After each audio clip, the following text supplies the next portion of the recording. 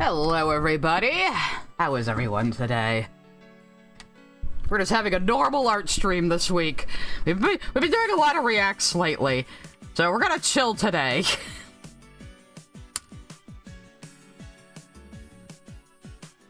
I see we're having a lot of good conversations in chat about soup kitchens and why I'm purple, and yeah, that's what I expect. Say the line, which one? Kaiser already sent me something to voice act before stream, of course. I'll do that in a little bit. I'm grooving to the Katamari music. Maybe that's what I need to play on stream sometime.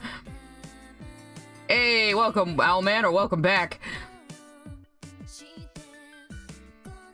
Finally working on Switcheroo again, at least for a bit. I still haven't really finalized Wolfenite's color scheme, but I might just start going with kind of what I already have, because I need to finish this fucking comic, you know? Might make that orange more of a pink, though. I haven't decided yet. I can still do shading, though. Hey, I'll put it off one more week by doing shading and backgrounds. Alright, Jaden, shoot. What was I gonna say? Not quite the official color scheme. I might add more of the corruption green in there. I'm not sure yet. Vex Fidel sent a super chat. Daffy is coming down from the edible as we speak. Thank you, Vex. That was a reference to the stream we did last night. Me, Krim, and Ant on Anthony's channel, Anthony Grimuglia. We had a nice 5-hour stream about Channel Awesome and looking back at like the earliest videos of Doug Walker and Lindsay Ellis and Linkara and all thems. So that was fun, since we all have a lot of history with being fans. Also, I have to figure out what happened to the art in this panel. That's right. I've been doing a lot of paid art for other people, so I haven't had time for Switcheroo, unfortunately. This is how I make my living now, so, you know. If I deleted that sketch entirely, I'm going to be very nettled. Maybe I'll have to try to go back to an earlier version of the file and find it.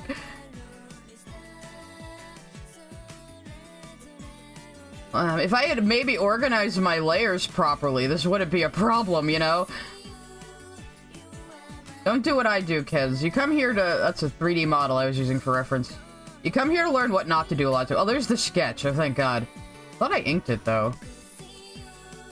Oh, that's not it. Well, maybe I will just have to ink it again, then, if I can't fucking find it. That'll be something I can do right now. Shushed, Skrill! I also have, like, all the sketches and stuff on here. Look, my workflow is very fucking chaotic, but the art looks good in the end, okay? Look, listen. Don't you criticize me. You're not late, Anna the Ghost.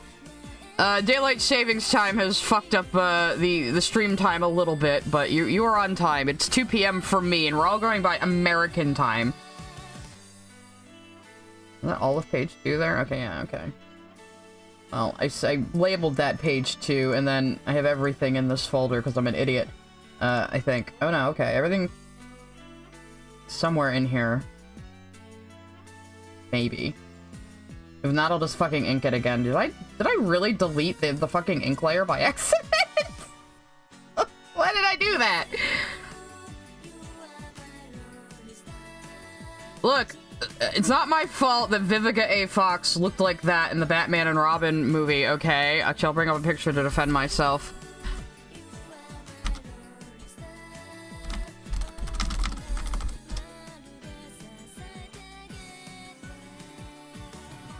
There we go.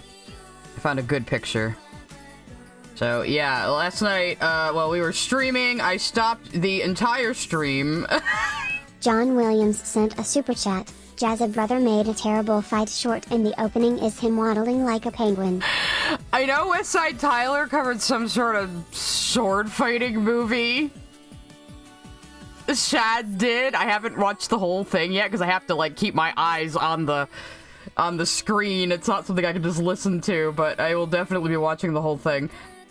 He showed up at the, not Shad, Westside Tyler showed up for a little bit at the stream last night, which was cool. Anyway, where's my big Firefox? Or my big, no, my big crow. So yeah, I had to stop the entire stream last night to say, like, best character in Batman and Robin is Vivica A. Fox in this costume. Don't you judge me! Anyway, I should dub this for Kaiser while I'm at it. I haven't quite opened commissions yet, Dana. When I do, it's gonna be through Ko-fi, and I'll announce it. I might even make a little video, so don't worry about that. I'm just sort of, like, getting my ducks in a row, over here. I'm not the most organized person, as we know. Anyway, so let's live dub this now. Are you training this hard to impress me? No! Maybe better, no! Olivia, my dear, I've come to carry you to your bedroom! Thanks, Inky! Okay, there we go. I haven't seen the new Helluva episode yet. I know I'm bad. I have to, like, I have to have time to sit down and, like, fucking pay attention to it. This is my problem right now. Anyway, the music's going back on. Okay.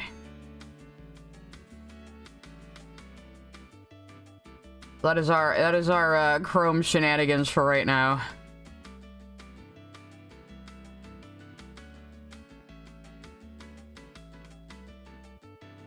Oh, did you post it? Okay. Oh, they created a new pink? Yeah, that'd be an interesting one to explore. Space Marine cat maids? Oh, yeah, that sounds like some otaku shit.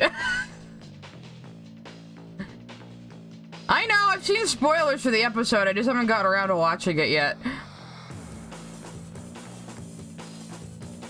Animated fanfiction? Well, fanfiction of what? The Bible? I mean, it's still an original work, even if you don't like how it's written. I don't mind Helluva Boss, honestly. I'm not gonna say the writing is perfect, but I enjoy the show. That's all I really need to ask from it.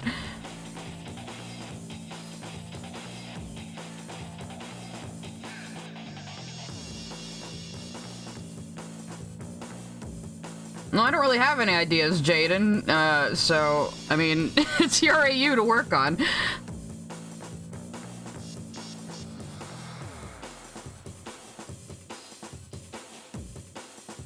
Empress Pink Diamond AU?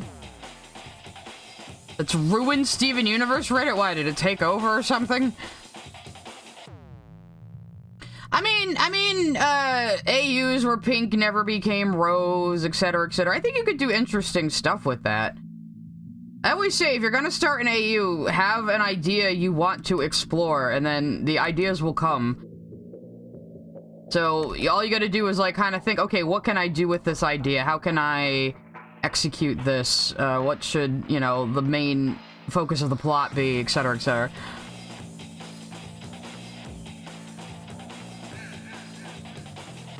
I mean, is it really Flanderization? Most of the time, the complaint I see is that Stolas isn't the same as he was in the pilot. But that's the pilot. You know, pilots tend to differ from the final thing a lot of the time, so I don't know why people are like, well, in episode 1, Stolas was like this, and then he never was like that again, so they changed his character, and it's like, that was the fucking pilot! What are you talking about? Yeah, they recontextualized the original premise a bit, so... You know?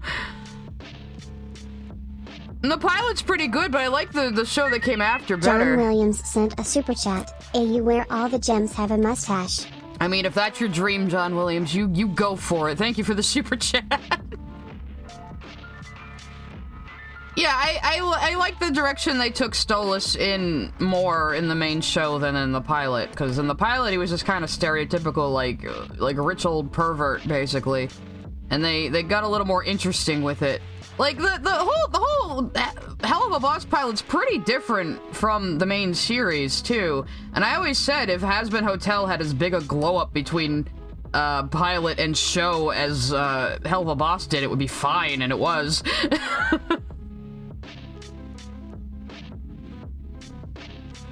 I don't think you need to watch at least 2 years of anime before you watch Utena. It doesn't...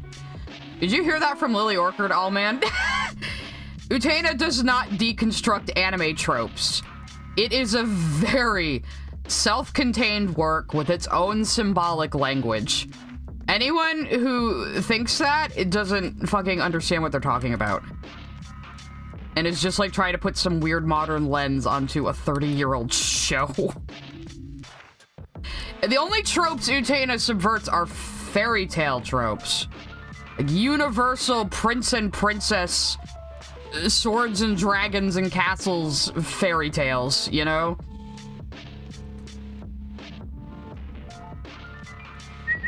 WXLF Fairy Yusan sent a super chat. Guys, Lork is making a Dragon Age video. I repeat, Lork is making a Dragon Age video. Oh, I know. Lily is now tanking her entire channel just to get my attention. Isn't that funny? I'm not going to react to that until she does all 4 games, so we'll see if she loses interest and runs out of steam halfway through, but don't worry, guys. I have plans. So I'm gonna let her finish all her little Dragon Age videos, and then we will do one big stream on it. I'll probably get the overview of each video so I can have some cutscenes on hand to refute Lily, because I've said from the beginning, if you think I'm crazy about Steven Universe lore, you have never heard me talk about Dragon Age. There is nothing she can do. She cannot damage me on this one at all. She has no hope of understanding the series because she spacebar hammers her way through cutscenes and doesn't pay attention. I don't even know what she thinks the premise is. Her conceit is that Dragon Age Origins fails at its premise. What does she even think the premise is my question. A pint of Guinness sent a super chat, snuck into Lily's DA2 stream and got her to admit she preferred the Emoing Romance mod. I brought up that the player character is her half-sibling and Lily told me to drop it. That's great. No, I don't think Utena should be remade, young girl mad, because Utena is one of those works that is very much a product of its time and the people who made it. Utena was made because Kunihiko Ikuhara, fresh off directing Sailor Moon, wanted to make another magical girl series that was going to be... Sabine Brown sent a super chat. Your W hashite is higher than your Q Sabine, score. where have you been? Why aren't you giving me $100, Sabine? Igor sent a super chat. She's paying more attention to you than her own wife at this point. I mean, she pays attention to everybody more than her own wife. But what was I saying? Oh, something about Dragon Age. God damn it. You interrupted me, Sabine, and I lost my train of thought. It derailed. Thanks. Thanks for the $2, bro. Anyway. We were saying something about Dragon Age 2, weren't we? Oh, no. But yeah, she, yeah, right.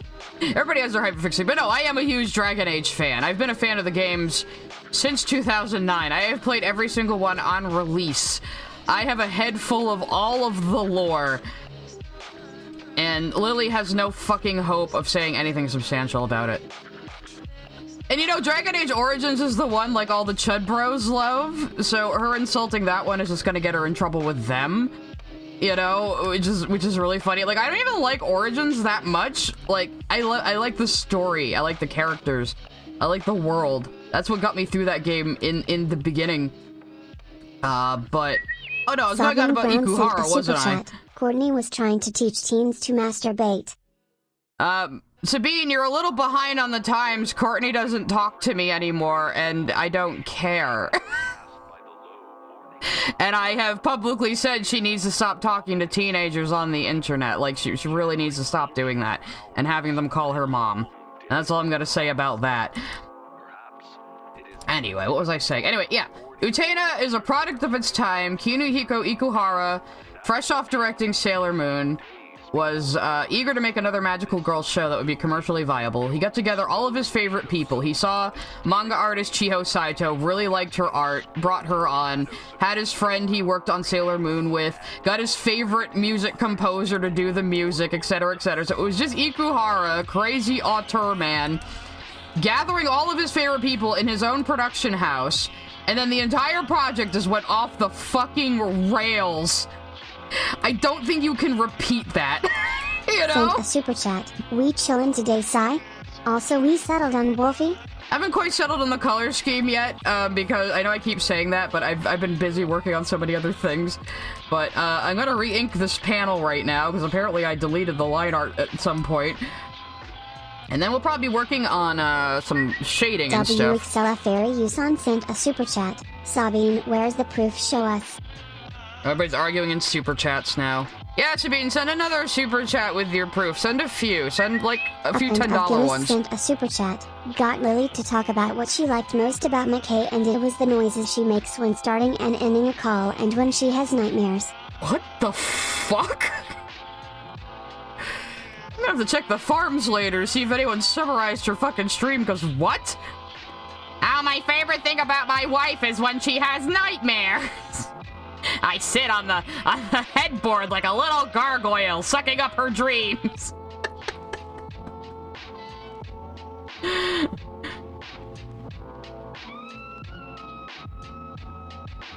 Yeah, but...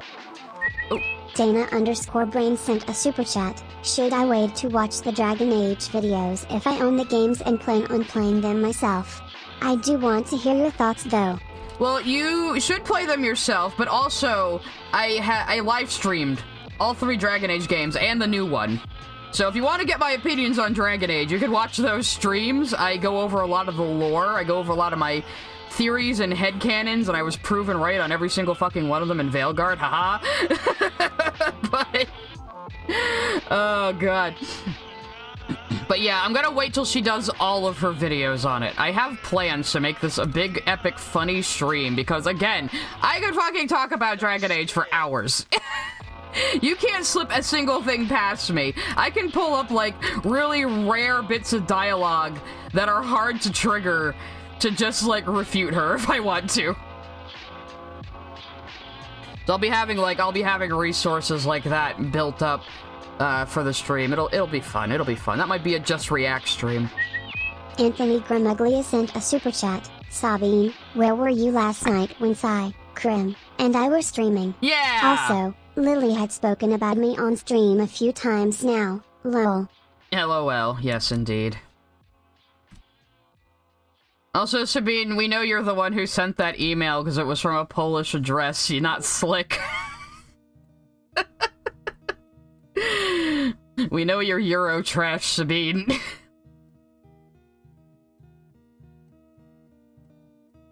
But yeah, it's like, it's so funny that Lily is now tanking her channel. She's not gonna get any views on these Dragon Age videos. You know, fans aren't gonna want to watch them. And non-fans probably won't have a goddamn clue what she's talking about. She doesn't recruit certain characters, so she can't talk about the games in full detail. I don't know what the hell she's trying to do other than she thinks this is somehow going to upset me. Even though, like, she's just gonna be like that guy in Dragon Age Inquisition who was throwing goats at the castle wall, you know? That's, that's what she's gonna be.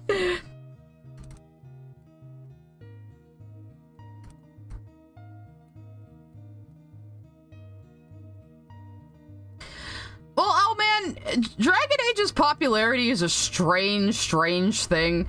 Like, the games sell well, but the people who are really, really into the lore, like, really into it, that's a pretty small fandom. So yeah, like the games sell just fine as fantasy games and as AAA video games, but the people who are really into it are really into it. We're quite the fandom. God damn it, my program is taking a long time to save. Come on. The fandom is so tight-knit that running gags invented by the fandom have made their way into the games. It's great. It's like the creators and the fandom are constantly ribbing each other.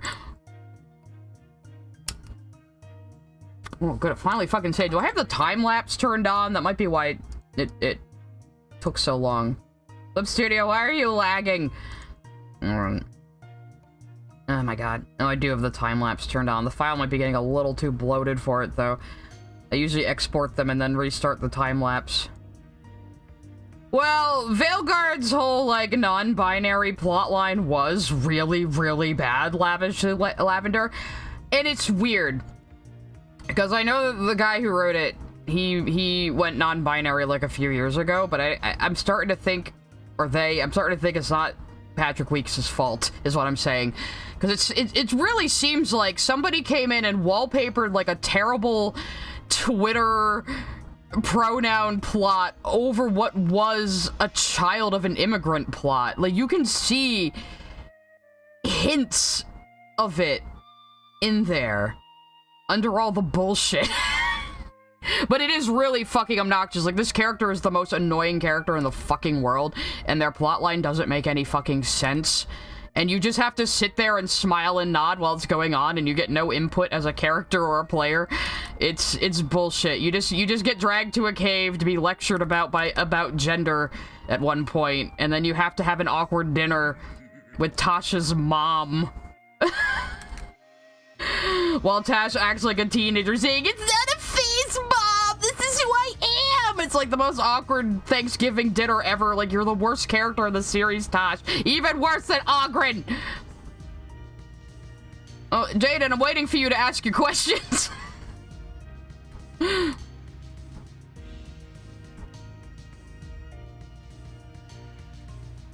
Well, yeah, there was a lot of uneven writing all over Veilguard, and obviously someone somewhere was telling them, no, you have to, like, not, like, show, like, the actual prejudice in the world or the actual slavery in the world like you used to, you know?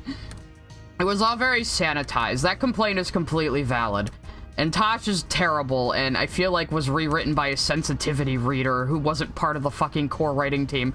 That's the only explanation.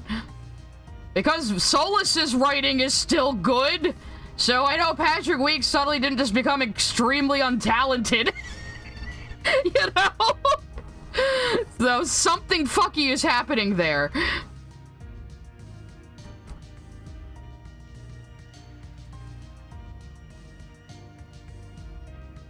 But in other places, the writing was good. Like, Emmerich is the best new character in Dragon Age. Awesome, amazing character. He's basically Mr. Rogers with the mannerisms and appearance of Vincent Price. It's fantastic. It's fucking fantastic. And I love Davrin and Asan. Davrin being Team Dad is very funny. I kept calling him Daddy Davrin and telling him to come taunt enemies for me. I love the fighting system in Veilguard, but, like, never throughout the game did I, like, really get the impression why Rook was even fucking in charge and why anyone was listening to me. You know, it's a little, like, it's like they wrote everything backwards in places. You know, like, well, these are the characters we want to have. Now we need a reason for them all to meet and be a team. And they didn't really justify why it's this group of people saving the world exactly, but I'll take it, okay? At the beginning of this year, I thought Dragon Age was completely dead. But honestly, Veilguard is worth it just for the combat system. It is insane. It's so good. Sent a super chat. Tash is also a hypocrite, demands people to respect their identity, and then bullies Emmerich and calls him corpse fucker. Yeah, I love how this character can go up to the best written character in the game and call him a corpse fucker. And I can't even say, Tash, I don't give a shit about your gender problems. We need to save the world from two blighted gods. Shut the fuck up. I don't care about your mommy issues, Tash. The mommy issues didn't even make any sense. Because, like, under the Qun, if Tash was a warrior, she would be forced to identify as a man. That is something the writers set up.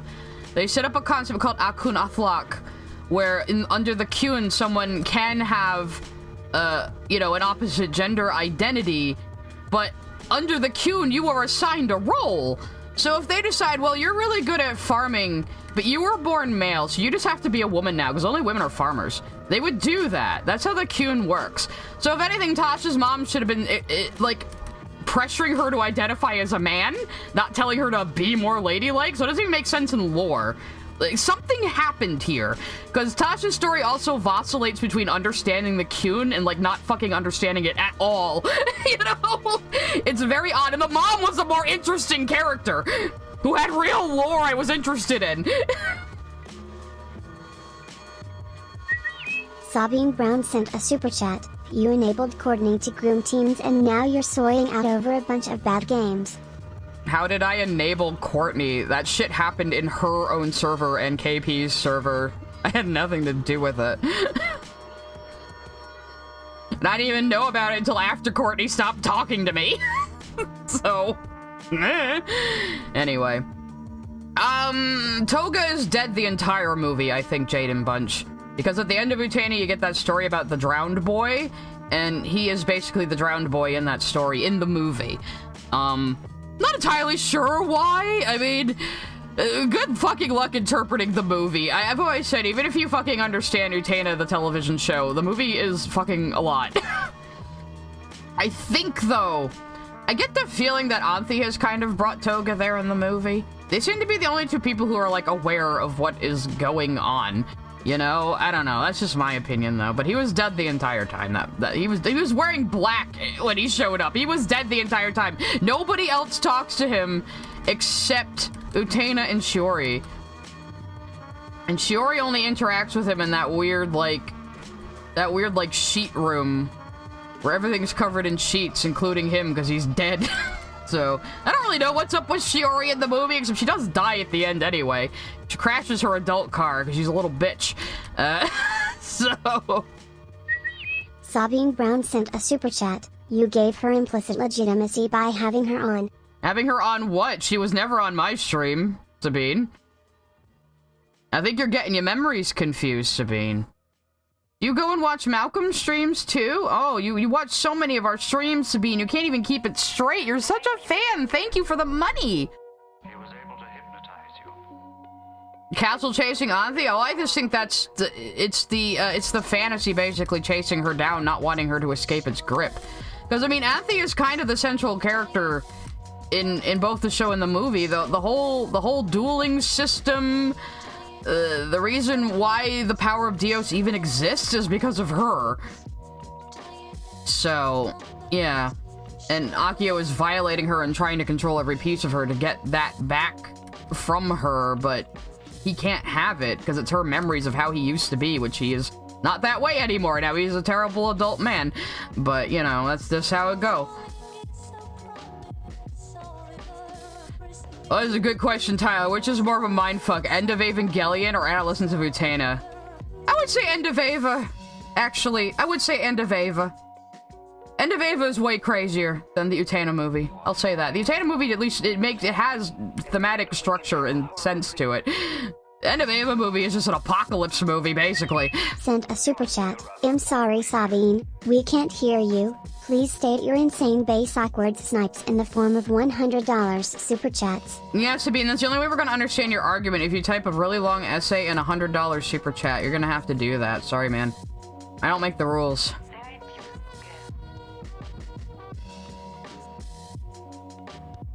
Yeah, the Utena movie is after the TV show, and it kind of presents itself as a retelling, but I will argue it's also a sequel. I will. Because Anthi has her hair down, she's the one doing the rescuing of Utena this time, and she seems to know what's going on, even though Utena doesn't remember, you know? And she's, like, attracted to Utena, like, fucking immediately when she sees her. So, I get the impression that this is Anthi saving Utena, and then they both go to the adult world together at the end. And that is the plot of the movie. They grow up, basically. That's it. It's just a very bombastic way of saying they grew the fuck up. and abandon the illusion of princes and castles and happily ever afters and heteronormativity. So...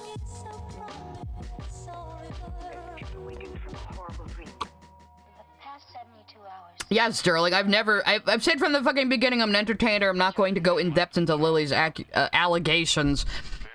And even Courtney didn't understand that, so, I mean, whatever. I mean, I still believe her. The funny thing is I believe Courtney because of what Lily says. Lily tells on herself constantly. So, it's Lily's media takes and her opinions that make me believe her. Anthony Gramuglia sent a super chat. I would argue End of Eva is more grounded than Adolescence. The first half is basically just a higher budget episode, and the second is just inside Shinji's head. Very grounded. That's fair. Then, that's fair. Free hugs. That's fair, because I think I mostly just remember the everybody popping into Tang part and the giant Ray slash Kaoru and the screaming. I think that's the part of the movie that impressed upon me the most. So a comment saying that Utena is trapped in a reality prison. Yeah, I could see that, Jaden Bunch, because when you look at the Utena movie, actually, let me bring up a picture of it. Especially the school, the way the school is. If we have a good shot of that, there we go, there we go. Well, it's a thumbnail for a thing, but actually, is this? Ah, no, stop playing. This is Japanese or English, so it's probably in English. So we're not listening to it. Let me bring it, I'll bring it up in like Distracto Vision, I think. So like the school in Adolescence is very like MC Escher-like. Like everything's constantly moving. Nothing really makes a whole lot of sense. People are always standing on like weird pathways out in the middle of nowhere. The buildings are constantly moving and changing. You know, nothing is really real in this movie. Utena looks amazing with short hair, by the way. There's Wakaba, our girl.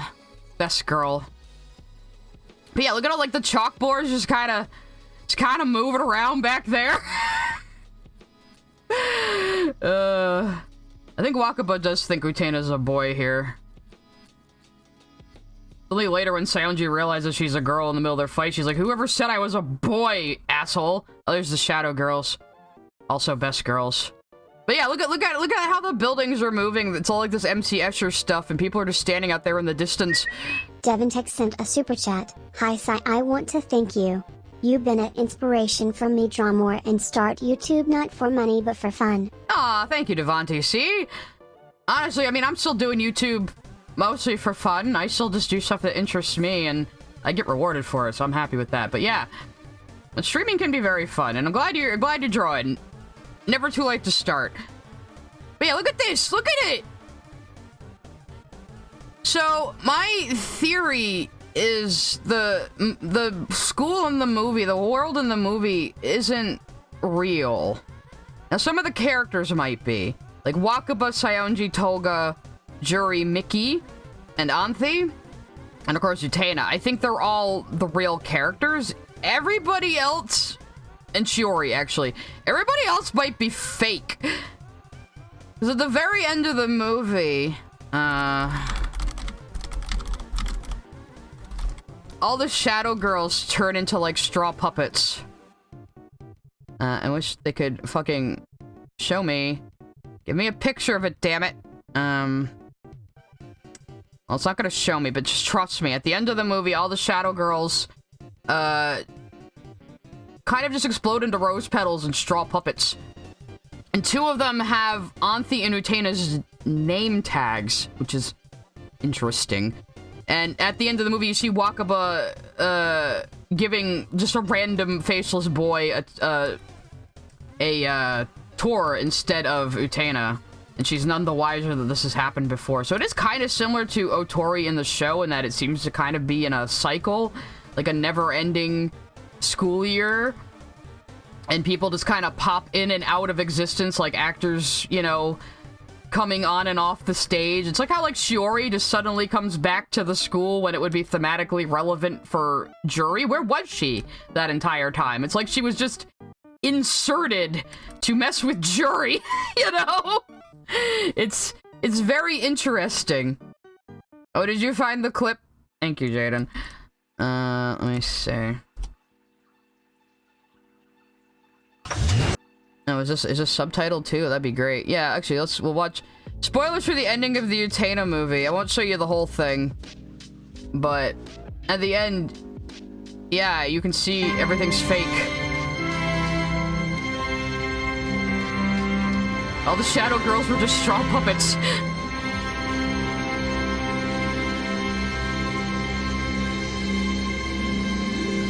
And then the two that were in the main control, for whatever reason, have Anthe and Utena's name tags.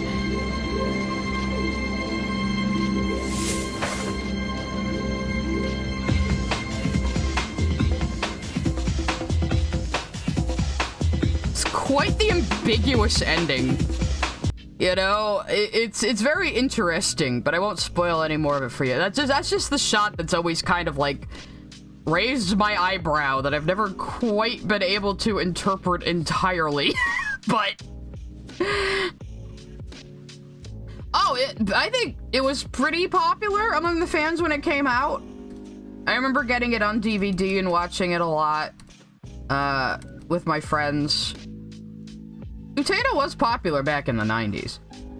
But I mean, the first time I saw the show ever was on a VHS fan sub, of all things. That's how we got our anime back in the day. And Miss Jasmine, it could have been like Anthe and Utena were in charge of the story in the end because it was them leaving for the real world. Who knows? Maybe even the authors don't know precisely what it means. Sometimes that happens. Like, you don't always have to go into something with a strict meaning in mind. Anthony Gramuglia sent a super chat. Is Anthe bi or lesbian? Utena? I would say Utena's bi for sure, because she does show, like, active interest in several male characters. People were like, oh no, it's comp het, but no, she clearly shows interest in, like, I had to accept she's not a lesbian, okay? You do too. Anthe is a little harder to gauge, because Anthe might not even, like, be human strictly. She's more of a construct, and what happens basically is she is clinging to her memories of Akio as Prince Dios, but Utena embodies the spirit of what Dios was like, even though she's not a prince, and that's kind of the point. Ikuhara also had some opinions that he thinks, like, relationships between women are the only ones that could be equal, and he kind of strikes me as a guy who thinks women can just turn bisexual at a whim, so that might be a bit of a factor there, but, you know, I can't speculate too much.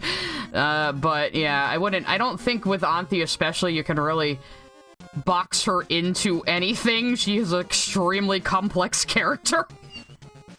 You know? So, yeah. And even, like, by the end of the show, I think you could still interpret them as friends and not lovers, but the movie, no. A super chat. Maybe at the smallest part of themselves that and wanted to stay in the fantasy. Yeah, I do think that's a good interpretation. Like, Akio, even though Akio is dead and buried in the movie, like, the phantom of him still comes back to try to trap them with the castle. And Anthe finally has to completely let go of him, you know? So Akio doesn't have much of a presence in the movie, though. He dies in a goofy Looney Tunes manner pretty early on. It's actually pretty great. And then Anthe just buries him in the garden in a very Yonic-shaped hole. It's amazing. No, Nicholas, you can't literalize it like that. Vex Fidel sent a super chat. Utena so comfet she romanticizes romanticism slash J. Maybe? I mean, she gets a little bit of that with Akio, yeah. It's the idea of finding your prince and falling in love with him that's really appealing to her more than Akio himself, you know? Though Akio is the proverbial devil trying to tempt her away from her path to saving Anthe. And Anthe is starting to accept that she deserves better, but Akio is taking Utena away from her at that moment, so she's kind of stuck and doesn't know what to do and is kind of giving up hope, you know? Oh yeah, Akio's death scene in the movie is fucking hysterical. It's supposed to be. It's so good. He just falls off a balcony in the most goofy way possible and fucking dies. It's great. Oh, thank you, Kale's Tales, for the holiday well wishes. End credits of which one, though? Ah, come on, load, you stupid thing. Ugh.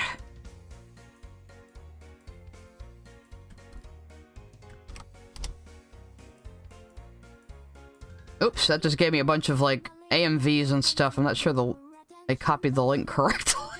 Oops.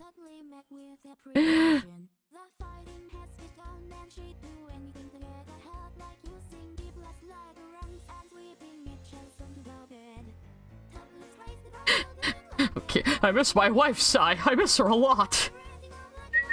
Sent a super chat. Revolution was the lesbians we made along the way. Well, yeah, what else was I gonna say about Utena? I don't know. That's our Utena talk for right now. Yeah, we got Candle Queen going. It's one of those songs I can play. I can't play the Distortionist for some reason, though. Nah, I could've get the load right, Jade. I think we're done with the Utena talking out anyway. It sort of ran out of steam. Oh, no, it's okay, Nicholas. It's just, Utena's one of those series where you really can't try to put, like, a literal lens onto it. You just can't. You know, I mean, I'll liken Anthe and Accio to gods because they do have a lot of imagery of Greek gods and stuff, but they also have a lot of imagery of the Borgia family.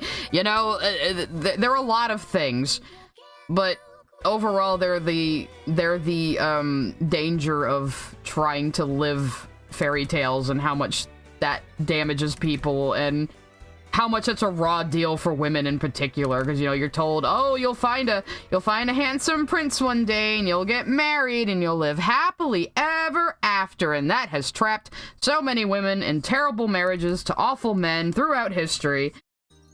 So I do think that's part of it, you know, especially with Anthe saying, in the end, all girls are like the Rose Bride. So... Crazy Pope family. Yeah, the Pope you get to fist fight in Assassin's Creed 2, which is the greatest boss fight of all time. I will not hear any argument. It's like, does your game let you fist fight the Pope? I don't think so. Don't even talk to me.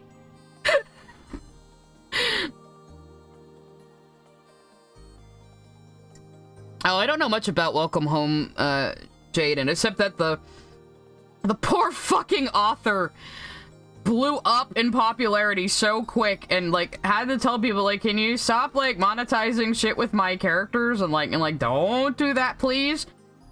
We did a few Welcome Home things on Cougar's channel, but we never monetized them because the author doesn't want people to. So we respected that, but I think, Jelzy and Cougar still did, like, a little sing-along thing, dedicated to it, which was cute. But, I mean, I like Mascot Horror, but that one, it just seems kind of... Call me when it's complete, I guess, you know? It just seems kind of like a premise so far, an idea, not really a complete series or anything. Oh, no, Pastel, I don't really do reviews. I mean, I'm just mostly a streamer, and then I cut my streams into videos. So, I'm not really a... write a script and perform a review type of person. That's what kept me off of YouTube for a while, because I didn't know what I would do for videos, because I'm not good at, like, sitting down and writing a script and performing that script. I am so much better off the cuff. You just kind of have to, like, hit me on the head and see what opinions fall out, and then I cobble them together at a in a video later. This is kind of my style. If I had a nickel for every time Steven abandoned Spinel for his own needs, I'd have 2 nickels, which isn't a lot. It's cruel that happened twice. No, it isn't! Spinel showed up on Steven's doorstep with a giant doomsday device to kill the entire planet just to spite his mom. I don't think he had any obligation to be nice to her, and Spinel is my favorite character. Yeah, if you want the writing thing, go see Anthony. He's good at that. He's also good at streaming, though, you bastard. You're like a double threat.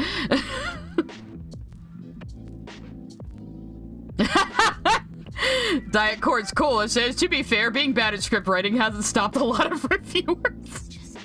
You're not wrong. I do want to do a karaoke stream, but I might wait till I get a better microphone for that. Even though a lot of you liked my singing just over the one I have. Where did... Oh, okay, that's a crumb from that line art over there. I was wondering where the hell that was. I've been gathering a few songs that I know I'm good at karaoke on, though it's probably not a lot of songs a lot of you guys would know or expect. There's gonna be a lot of Billy Joel. Actually. I will sing Piano Man any day of the week, though. No, I'll put other friends on the karaoke list. I got a few.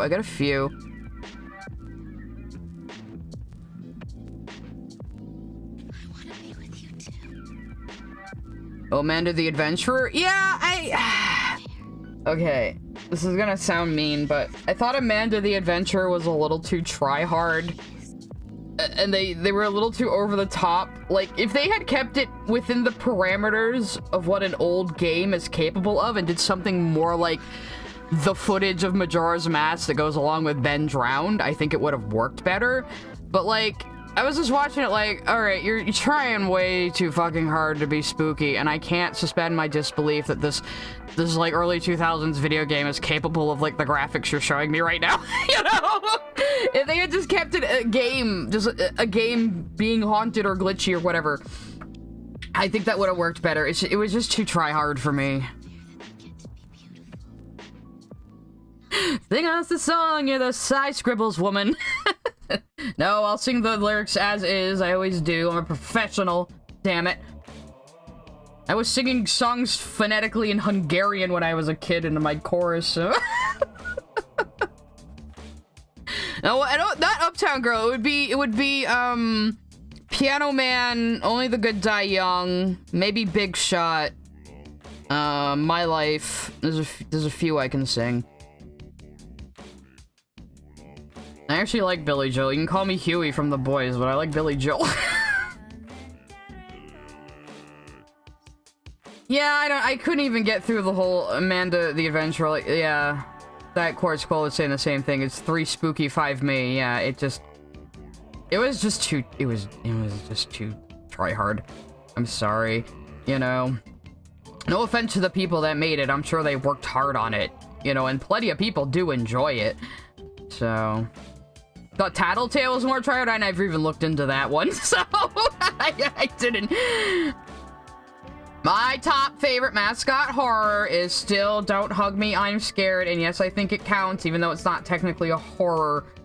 I even think Don't Hug Me, I'm Scared counts in that genre, even though it's technically not horror.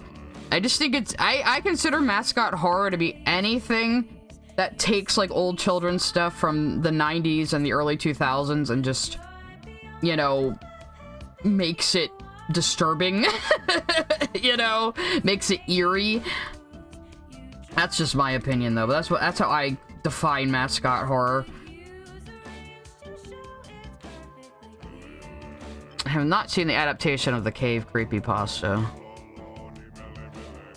Well, I mentioned Ben Drowned before, but even fucking Ben Drowned went a little too far with the story, you know? It started getting shitty. Palward how to patch out the ball throwing? Oh no! How do we catch our pals now? I haven't played in a while. Yeah, I gotta get into Poppies eventually. I'm probably gonna have you guys vote on games for me to play again soon. I think what I said I was gonna do was, like, we'll pick, like, another long-form stream, like we'll do Mass Effect or another long game. And then maybe a few, like, shorter ones to do on various days. I am gonna do that indie game stream, I think, this weekend. Maybe Friday? Maybe Saturday, we'll see. And then on the 12th, I'm doing a special stream. You guys will see, though. I'll hype it up soon, don't worry. I gotta finish a few things for it. But actually, it's going to be related to what we're hearing playing on my playlist right now. So I might as well just say it. Dan and I, my friend Dan, Real Dan the Man, friend of the channel, are going to do a stream on the 12th anniversary of Hawaii Part 2. So it'll be December 12th at 5 p.m., which is 12 p.m. Hawaii time. So we're gonna do it on 12 p.m. at 12/12 from an album that came out at 12/12/12 on the 12th anniversary. So that'll be a fun one, because he introduced me to the album before I even knew it was, like, rediscovered recently and was like becoming like a meme on TikTok or whatever. Like, he just was like, hey, what do you think of this? Just give me your opinion on this album, and I immediately fell in love with it. So, oh yeah, mouthwashing. A lot of people have been talking about that one. I heard it's more of a point and click story than a game. Oh, I have Disco Elysium's gonna be on the list. Don't worry, Phantom. That'll be one you guys get to vote on. Is Disco Elysium a shorter one or a longer one? I forget. Left out some stuff. He mentioned the space phase. They're still in full space marine armor, but pink with cat ears. Oh, okay. I was picturing like cat girls with guns or something. Dude, I wouldn't fuck with anybody in like giant space marine armor that's pink with cat ears on. You know that person's fucking crazy. You know? They don't give a fuck. They'll be extremely violent. Well, Pastel, Veilguard's more linear than Inquisition. It doesn't, like, waste your time and make you go fuck around the world collecting things to, like, get your specialization or anything. The battle system is extremely different than any Dragon Age game before. They went full action game on this one.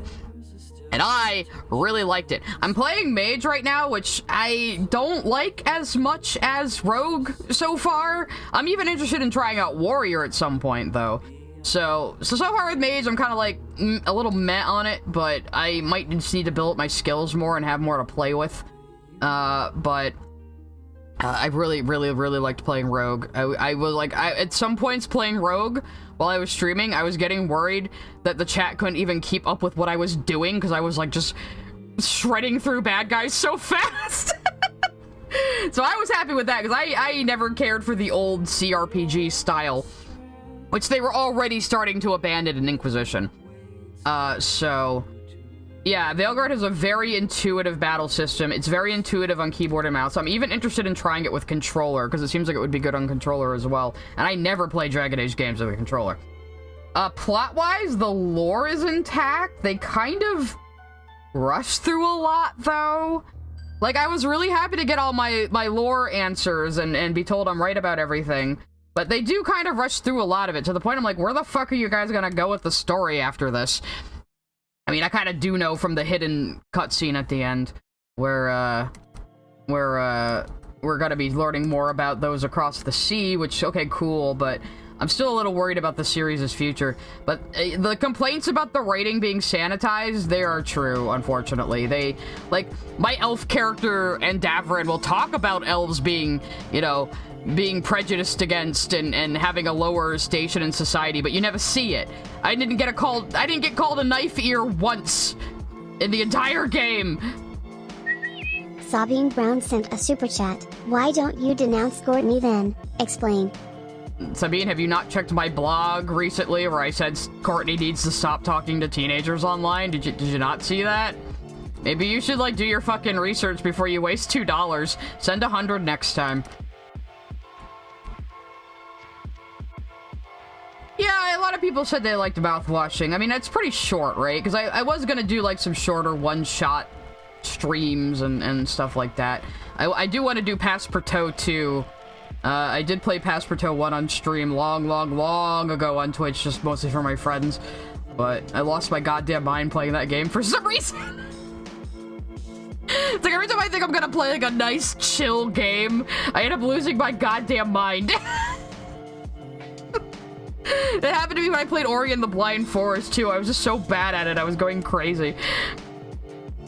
And making, like, Markiplier noises.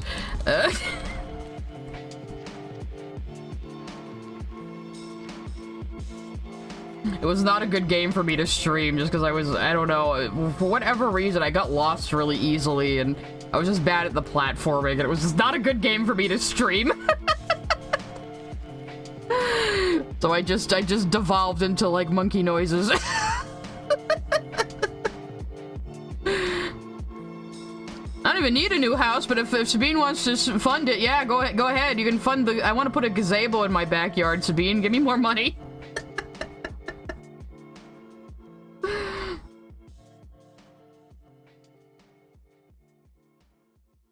And we're going to be doing a lot of landscaping this year. Which is great, because now you guys are fully funding my lifestyle. Well, not just you guys, but other things, but still. Yeah, that can be a series. Gardening with Sai, I don't know. I'm not a very good gardener, though. Monkey noises is your default, yeah. Oh, you suck at Hollow Knight? I mean, it's so weird. I grew up with platform games, but I'm not very good at them anymore. You know, it's weird. The one platformer I do want to play on stream is Alice Madness Returns. I've played that game like 3 or 4 times, and I would like to play it again. So it'll be fun to play on stream. That's a good one. That's a good platformer as well. Yes, Space Frog, when I do finally do a karaoke stream, there will be a lot of Billy Joel. Don't at me! Okay, like I said, I'm just gonna do, like, shading right now because I still haven't, like, finalized her color scheme. And I've been learning a lot about shading from, like, doing, thumbnails for Cougar of other people's art, so, or, like, imitating their styles, and learning a lot from Discount Supervillain lately, so... I don't know, young girl, man, I've completely, stopped keeping track of how much money Sabine has given me over the last year, but it's definitely gotta be more than $100 at this point. Yes, I have watched House MD. It was a ridiculous show, and I watched it very religiously back in the day. Even knowing it was kind of bad. It was entertaining, though. Why is House, like, being mentioned again so much lately, I've noticed? Is it being compared to The Good Doctor? Because at least it, like, it was better than that.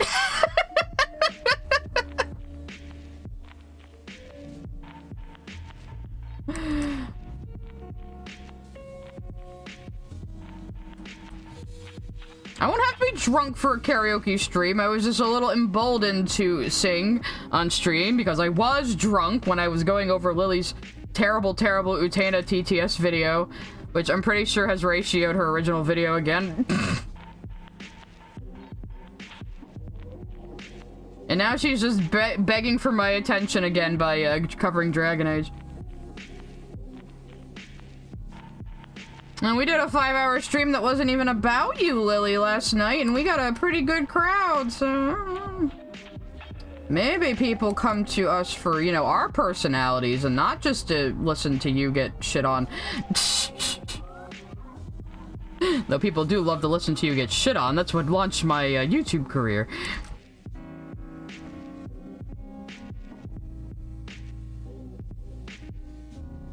Oh, YouTube shorts like Farming House MD. Probably because there's so much ridiculous shit in it. That's hard to say, Jaden. I mean, Steven's a 16-year-old boy. He has his entire life to come to terms with who his mother was. He is only just defining himself beyond her at the end of Future. So... And again, he's a fucking 16-year-old boy. Of course, he's gonna be a little angsty about it. I don't know why people were, like, fucking surprised at Future. And I will argue that sassy 16-year-old Steven is the best Steven.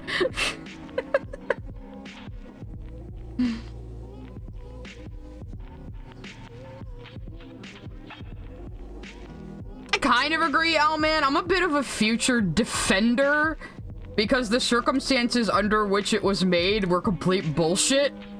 And that it came out as good as it did is a miracle. But yeah, like, even, like, Bluebird, I'd say is, like, a cuttable episode, even though I personally like it.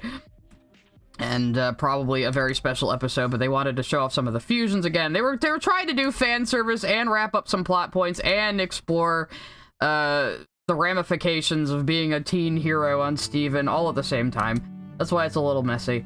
But, like, fucking, for God's sakes, they had their show canceled, and then when they got the movie greenlit, Cartoon Network suddenly went, oh, well, you need a show to have a movie, so here's 20 more episodes. Here you go. After we forced you to end your story early, here's just 20 more episodes. There you go. So they had to figure out what the fuck to do with these 20 episodes now they had ended the main plot, and that's why we got Future. Future is very lampshady, too, though. It's very self-aware of what it is. I mean, the whole damn show is self-aware. I put Rose's portrait in Lion's Mane because, again, Steven is trying to define himself outside of Rose and get out of her shadow, you know, and having the portrait hanging over them, as it always has, was probably bothering him. But I always argue, he put it in Lion's Mane under the same tree where Rose left all of her, like, most precious belongings. So, to me, that's actually pretty positive. It means he's probably going to go back for the portrait one day, you know? And he still has the photo of Greg and Rose in his room, so it's not like he's, like, tearing down every image of her, just that main one that was always hanging over the household in every episode, you know? Every time something was going on in the house, like, the portrait of Rose was just there in the background with the eyes hidden, you know? It was symbolism. You saw idea of what if Future was just a massive retcon retelling Diamond Days with some of the main plot points, but good pacing. Nah. Well, yeah, a lot of people wanted to be like, oh, what about an Era 3 rebellion, or maybe the Diamonds didn't. Maybe the Diamonds are still gonna be evil, and White was lying, and it's like, okay, you guys are like way overhyping this. It's 20 fucking episodes. There's no way they're gonna do that with those, you know? So... Awesome that they got Takafumi Hori to animate the opening, though. That's cool as shit.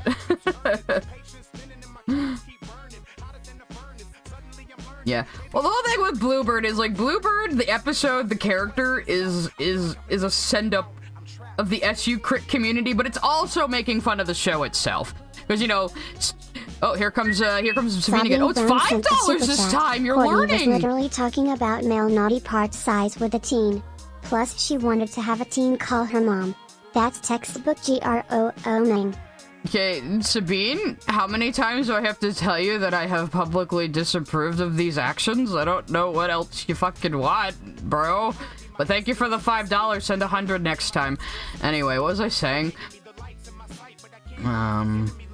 Yeah, everyone who wanted, like, a gem war, like, go to hell. But, yeah, because, like, at one point in Bluebird, Steven starts giving them, like, a sappy, over-the-top speech about love and friendship, and they're both just like, oh my god, he's so annoying! So it's making fun of the show, too, you know, and its reputation.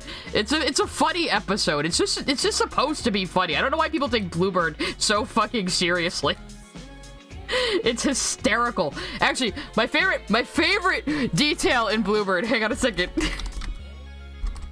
Let me see if I can find it. That I didn't notice until somebody pointed it out. Oh, here's the picture. Excellent. Perfect. Amazing. Okay. So, somebody pointed this out, that, when Bluebird first shows up and is acting friendly, she offers Steven this plate of food, and you think, oh, haha, alien doesn't understand human food, but somebody pointed out that grass, peanut butter, and shellfish are, like, the most common allergies, and of course, shellfish and peanut butter can be deadly allergies, so she was straight up trying to kill his ass.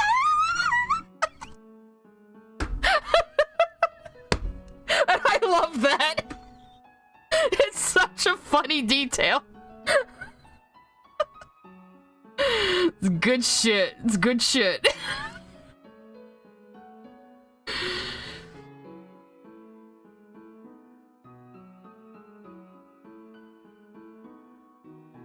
Oh, no, I love the episode with Greg and Future. Mr. Universe is a masterclass in visual storytelling.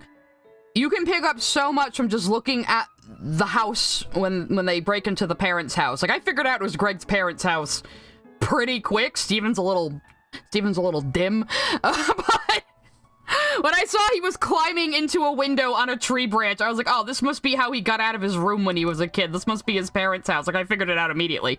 But they have all these details around the house to tell you what the parents are like, who they are, what their attitudes are, how stuffy they are. You know, like, they don't need to tell you these things. You can just look and observe. Master Clockwork sent a super chat. Lily is skipping recruiting companions in Origins? I mean, it's a choice, but you'd be missing out content. Lily is the type to kill when. I'm not surprised she would skip companions. I bet she doesn't even know Sten exists. But, like, how can you review a game if you skip Dana parts? _brain sent a super chat. Hell yeah. Peanut allergy havers rise up. Yeah. But anyway. Yeah, but, like, Lily, how can you even do a legitimate review of a game if you don't recruit some of the companions? You fucking idiot. Like, what is even the point of doing these videos except to get my attention? Because she has no other reason to talk about Dragon Age. It's not like she really liked Veilguard and got interested in the series or anything, you know? She was terrible at Veilguard. I watched her play it. Some people, I mean, it can be easy to miss Sten and Liliana if you don't explore Lothering thoroughly, and then Lothering gets wiped off the map later on in the game, so there's no going back for them. Every game you can miss companions, except... No, you can't miss anybody in Inquisition, but you can decide not to recruit them. In Veilguard, they force you to recruit everybody, even the ones you don't like.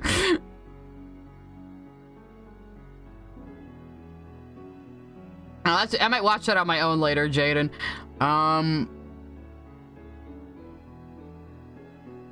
Yeah. Mr. Universe in future. There is no Greg was right, Steven is wrong. They're just... They're missing each other, you know? Because Greg is trying to impart on him, like, the feeling of freedom he got when he finally left his parents' house. And the song that inspired him to change his name to Mr. Universe, etc., etc. And Steven, it's just not what Steven needs to hear right now. Steven is looking for structure. He's looking for guidance, and, you know, he's looking to have a more normal life, and Greg is just not helping. And then, unfortunately, Greg thinks, like, going easy on him after he crashes the van is the thing to do, because, you know, his parents were always such hard asses, so he wants to tell Steven, I'm proud of you. But that's not what Steven needs to hear at the Jordan moment. Burke sent a super chat. I've heard Citric call Veilguard's writing juvenile. What's your take on this? Yeah, compared to the other games, yeah. It is a bit too, like... I don't know. It is a two-bit, like... These are co-workers being watched by HR at all times, the dialogue. Like, you don't have characters that really fight about a lot or get into disagreements. Like, they try to do a little bit of a rivalry / I don't like you, you fucked up this mission thing with Davrin and Lucanus, but it's over before you can even, like, fucking follow it. And they don't get anywhere near as nasty with each other as Anders and Fenris. Not at all! So, yeah, it's just everybody's a little too plucky and a little too, I don't know. Rock Josiah sent a super chat. Lily deleted this when I asked. But I'm ready to start streaming now that I'm almost done with my VTuber. Any advice for starting out streaming? My main advice, as always, is to just make sure you keep the conversation going. Remember that you are there to entertain the audience. They aren't there to praise you, which is the mistake Lily makes. You are a servant to the audience. That is the best advice I can give. I don't really have much of an opinion on that, Jade. I'm not really into those movies, really.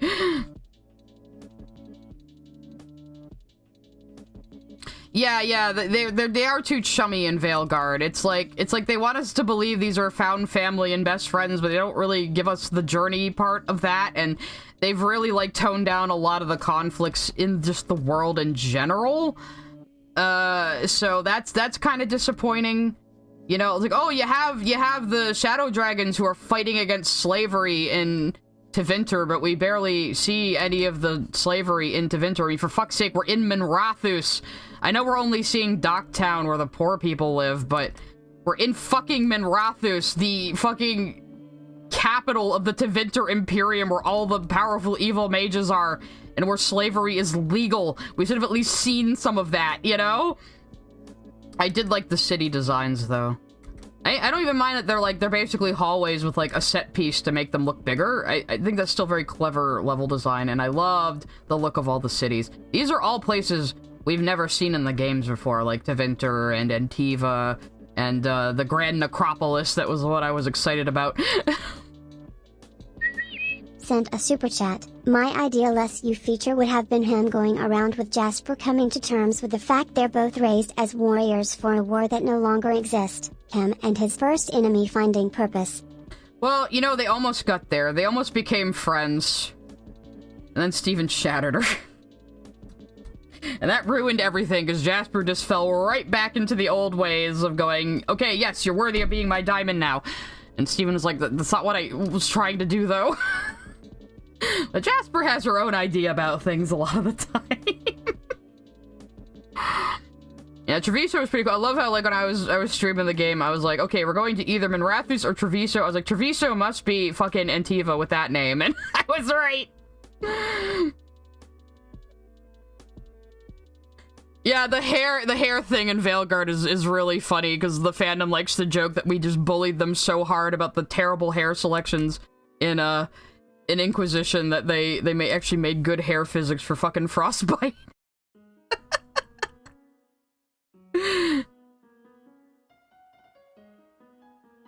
I mean, I don't really like the concept of male gems personally, just because, like, why do you want to make gems more boring? That's always my argument. Like, why do you want to make them more boring? And we hardly ever get, like, you know, a full cast of female characters with very differing body types and personalities that aren't the butt of a joke. So it's like, I'm a little protective of that. Mr. Blue sent a super chat. You get 1 super chat from me today. But if you could, if given the chance, how would you rewrite Dragon Age Veilguard? And the characters? I mean, I would give it the same overall plot, because we knew, like, the Evanuris were gonna be a thing upcoming because of how not Veilguard, Inquisition ended. I'm not entirely sure, though. I mean, it's just more conflict, I guess. More interpersonal conflict. Like, give me a good reason why Rook is the one in charge. You know, like, everything just seems to happen a little too fast and conveniently, which might harken back to how it was originally being developed as a multiplayer game until BioWare or EA or whoever realized that was going to be a terrible, terrible, terrible fucking idea. And so, but you see a little bit of that footprint still on it, unfortunately. So, I mean, every Dragon Age game has its downsides, but it's usually not the writing. It's the first time it's been the writing that's been the weak link, which is very unfortunate. But yeah, as far as male gems go, again, why do you want them to be boring? But I mean, people have commissioned me to do designs of male gems for them, and I do them because I'm a fucking professional. So, like, I'll still design them, but I just personally don't like the concept.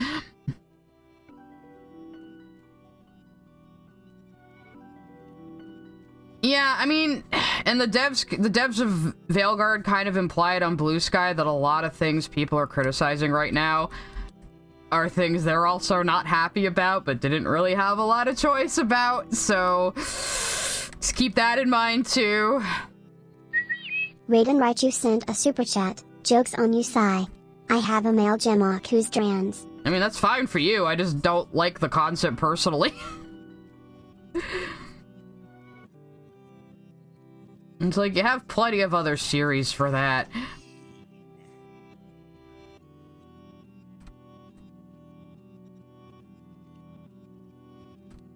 Is the Halloween one still up? The Halloween sticker? I was like, what the hell was that noise?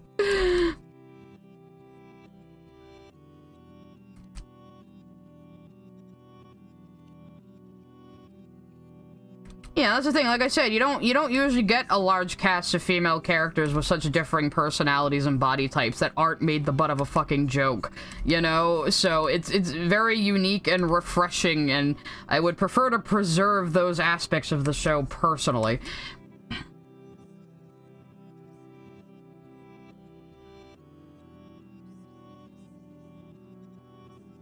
Well, I think, yeah, Chris, you, like, I think Rainbow Quartz 2.0 was a bit of a sarcastic move on the crew's part, though. Like, oh, you want male gems? Well, here's your male gems. Flaming Queen Mary Poppins. There you go! You know, so it's like, I think that was maybe a little purposeful. That's also a fusion with Steven, so, you know, that's a little different.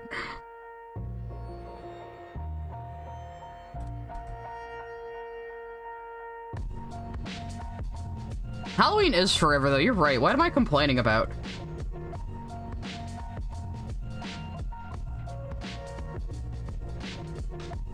Yeah, Blue Diamond. It just feels like you're like, oh, I see your your work there with all of these great female characters that are treated well and respectfully and are cool and are all different and as varied as women in real life are. But what if there were men, though? What if there were men, though? Can't we just add some men in? As if they're not fucking everywhere anyway, at all times? Just seems a little, I don't know. It's kind of like the people that are like, oh, wouldn't it be cool if there's more gem hybrids? And it's like, do we really want to make it so the all-female alien race are all just really eager to kill themselves to have babies? Is that really the direction you want to go in? I'm just saying. Sounded a little pure flixy up in here.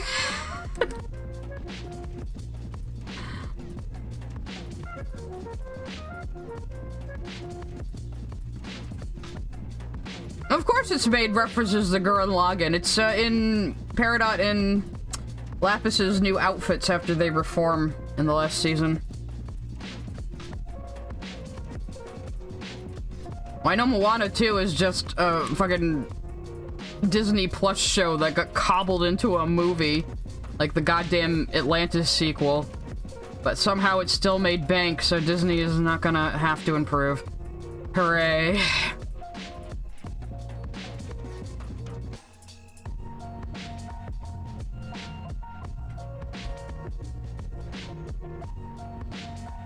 Yeah, like I'm just saying, Grinding, these people that are like, oh, well, naturally, all these space alien women who don't reproduce sexually will just be so eager to have human babies that they will gladly die to do so. And it's like, can we not, though? Can we not do that?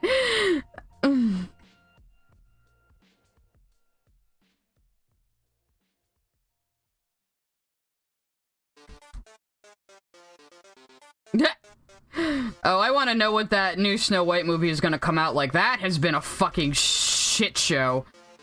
The entire production. And that little Rachel Zegler chick is, like, so disrespectful and, like, really needs a PR team to rein her ass in. Even Gal Gadot was looking at her like she should shut the fuck up in some interviews. I've been waiting for Disney to go bankrupt for 4 fucking years after they got screwed over by COVID. My hatred of Disney is very well known.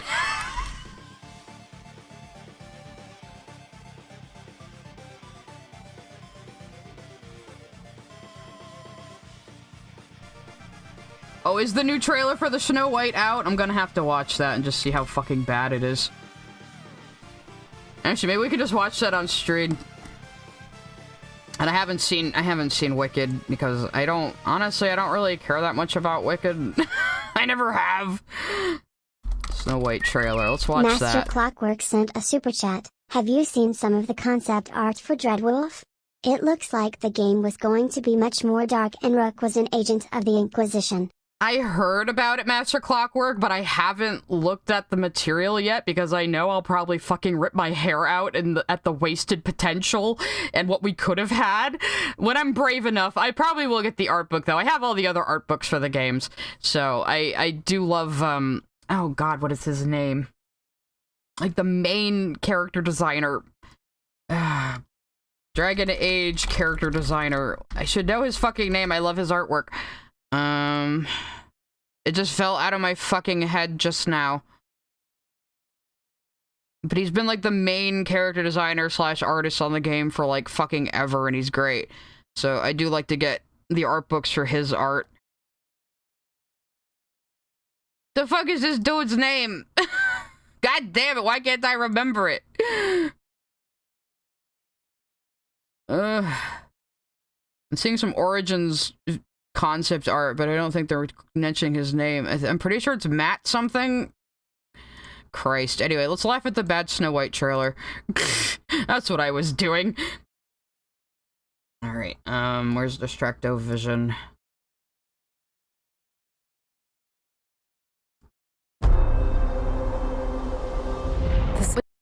She looks real good, doesn't she? That hairstyle is not flattering on her. Not at all, God. Who was is the stylist on this movie.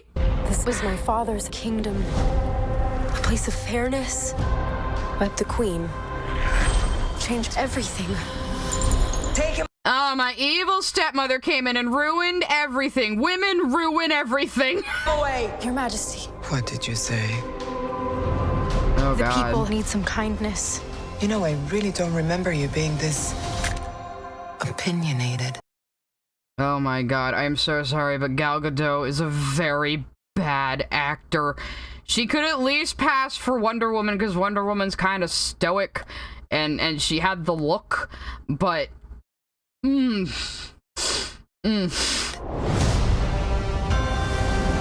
Magic mirror on the wall. Who is the fairest of them all? Famed is thy beauty, Majesty. But a lovely maiden I now behold. I look at you. Lovely maiden whose eyes are way too far apart. She has a derpy look on her face all the time. And I just want to be the fairest of them all.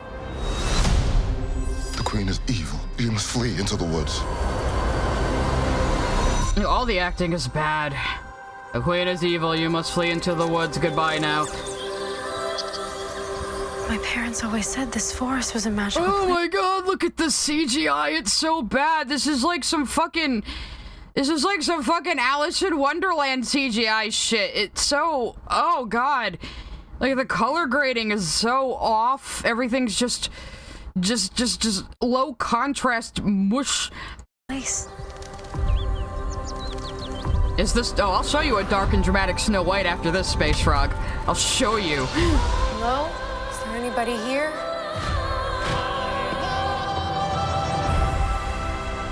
And originally they weren't gonna have the dwarves in the movie originally, because apparently that's offensive to little people, according to Peter Dinklage, who pulled the step stool up after himself when he started getting major roles. Gem sent a super chat. I'm getting flashbacks to when Bella Swan from Twilight did a Snow White movie. Oh my God, she did. There's been so many goddamn Snow White movies. But yeah, so originally they weren't gonna have the dwarfs. They were gonna have magical creatures. And then everyone said that was stupid. So they said, okay, we'll have dwarves, but they'll be fucking CGI, and so we just won't even hire dwarf actors. And it's like, okay, so all these other dwarf actors are like, okay, so we just got all fucked over just because Peter fucking Dinklage opened his goddamn mouth and, like, fucked it up for the rest of us. You know? And I like Peter Dinklage, but come on, dude. Like, what are you doing? Are you just, like, making sure no other dwarf actors can get as big as you? Ironically. Oh God! Oh God, they look horrifying! What is that? Why didn't you just use real people? Real little people exist, Disney! You could have had Warwick Davis as Doc, God fucking damn it!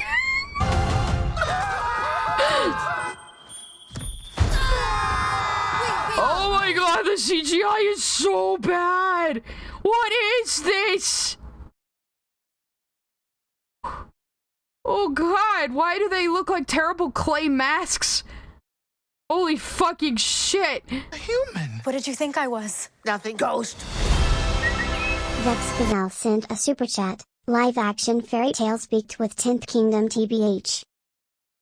Oh yeah, 10th Kingdom is good, actually. Go watch that.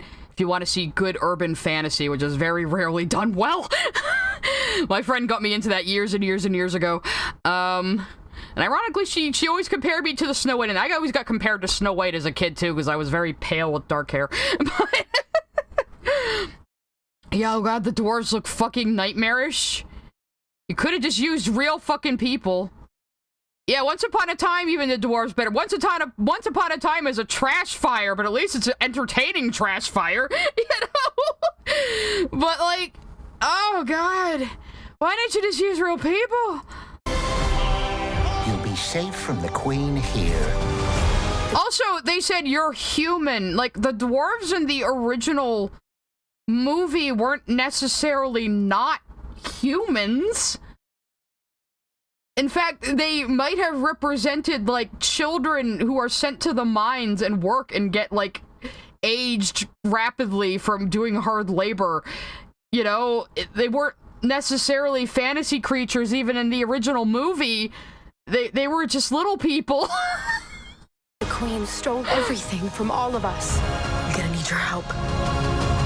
I guess we're just saying little people aren't human, okay, Disney? It's time to restore our kingdom. Waiting on a wish, holding out. Actually, you know, Warwick Davis doesn't deserve to be in this movie, though. I know. Someday, hoping somehow. Like, this movie doesn't deserve him, is what I'm saying. Some way, there comes a miracle. Find Snow White. Me, I close my eyes and see the girl I meant to be. This is our Good kingdom, ADR and there. now we're here to take it back. You were saying. Okay, I kind of like this outfit. This outfit kind of fucks right here, but she's still a terrible actor. I'm sorry, my dear. Did I frighten you? Even the fucking witch is CGI. You couldn't just put old lady makeup on Gal Gadot. I mean, come on! I'm gonna be a hi-ho if I have to watch this fucking movie. Jesus! Alright, I'm gonna show you a better dark Snow White movie that most people don't even fucking know about. Did you know Sigourney Weaver was in a Snow White movie as the evil queen? Did you know that? I do. Came out in 1997. So if you want to watch a good dark Snow White movie, well, here you go. Well, watch this trailer.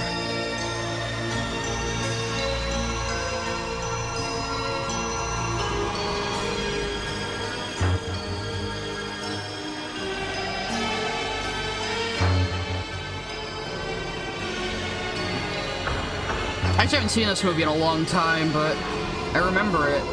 Kind of lives rent-free in my head.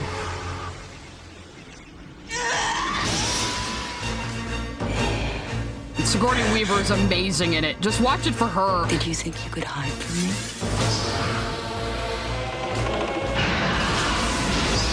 Did you think I wouldn't be able to find you? If you're going to play cat and mouse, just remember, I'm the cat. Like, the queen is fucked up in this movie. It's not entirely her own fault, but she is fucked in the head.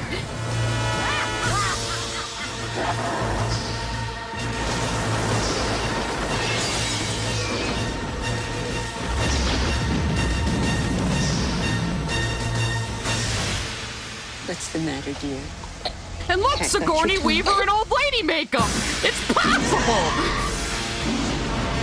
I thought Sam Neill was in this movie.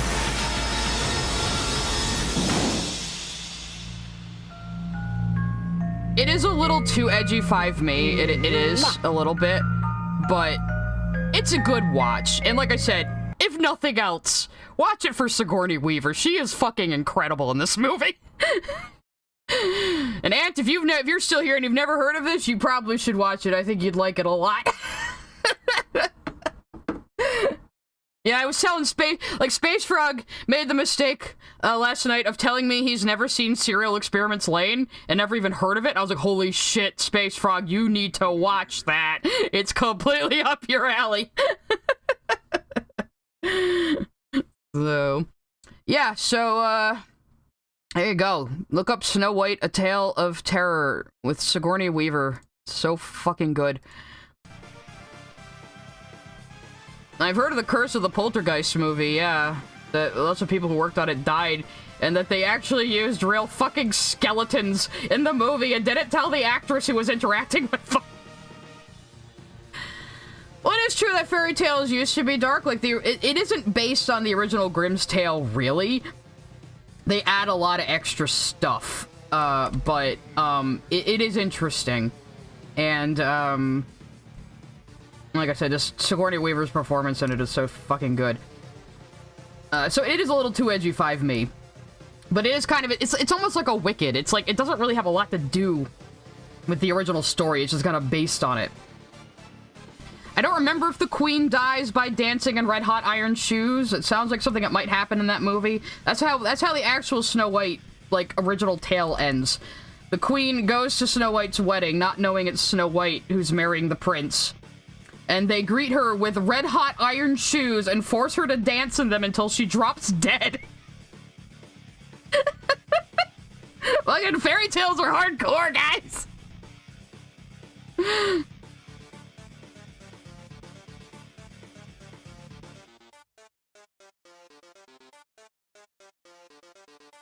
I'd love to see a Disney live-action movie use the cut-out parts from the old movies to see if they can make it work.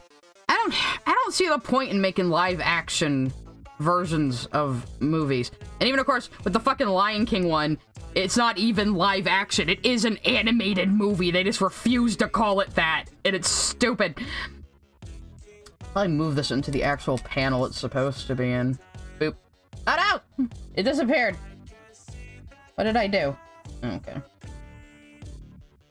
I don't have that one. Oh no, there it goes. No. I wanted you in that. Then why does it disappear? What did I do?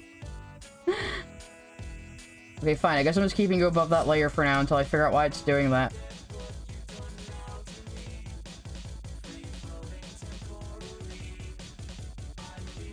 Nosferatu is getting a remake. I wish people would stop remaking things. You know, like, come up with some original fucking ideas.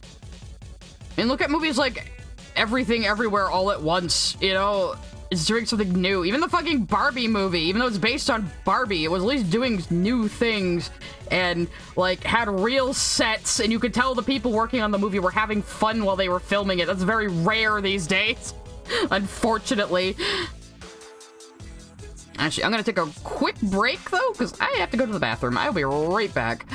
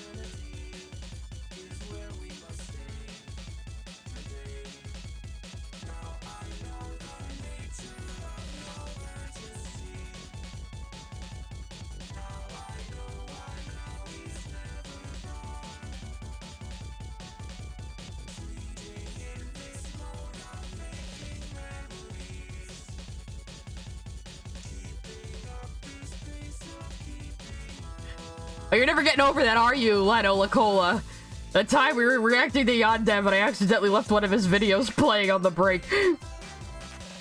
Coming back to my computer, hearing like a random voice, like, what the fuck? Was that all on the same layer? Okay, convenient.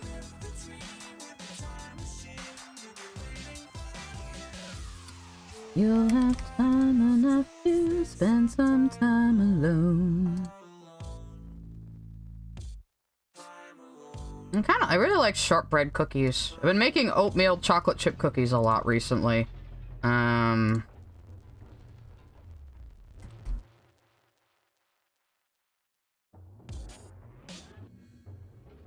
hermits count as cookies? I like those too. Oh, the 90s Cinderella Lavishly Lavender, the one with Drew Barrymore? That one is actually pretty good. It's weird, but like in a good way.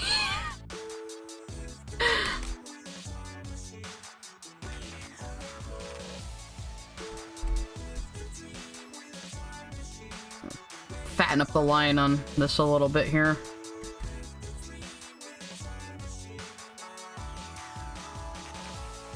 Me cheating at line weight. The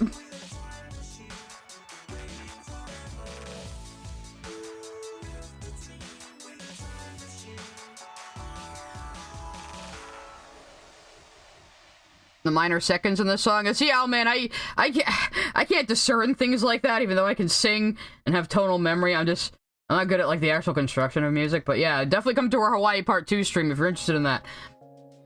It's a very, very, very interesting album. Now we're just on to more Nights into Dreams music, because I also like that.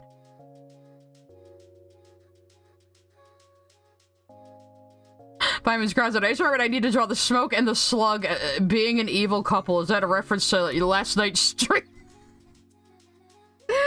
We were watching Doug Walker's very first official Nostalgia Critic review when he did Cartoon All-Stars, and Krim challenged the audience to turn the evil smoke drug man voiced by, what was it, George C. Scott, in the special as a Tumblr sexy man, just turn him into one.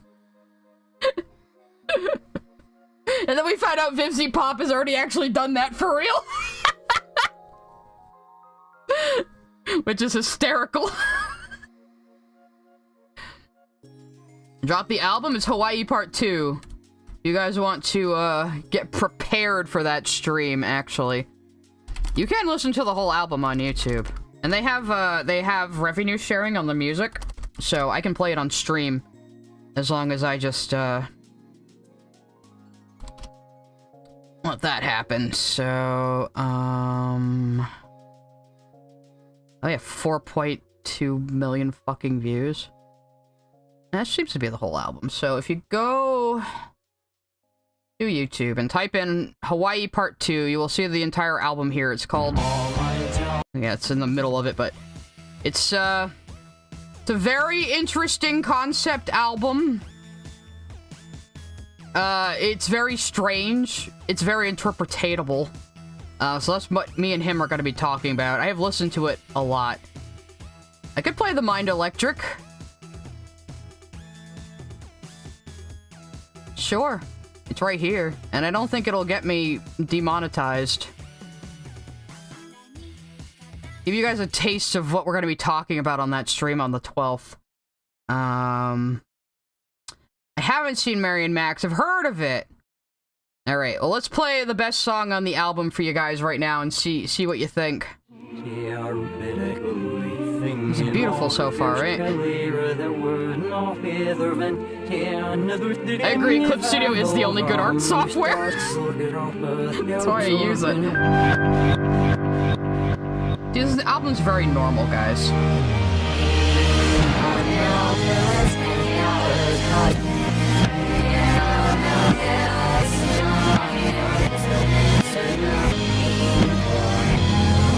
Oh yeah, this tickles my brain in all the best ways. When he first had me listening to it, I was like, now there's backward sounds, was this fucking made for me? Now there's a hip-hop number, was this fucking made for me?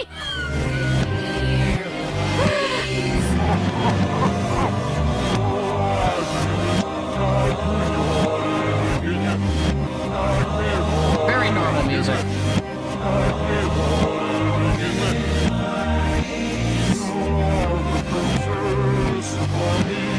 You hate the reversal part. I like it.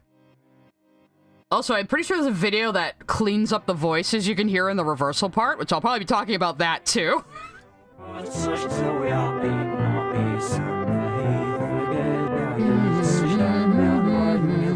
could have played it off iTunes, but...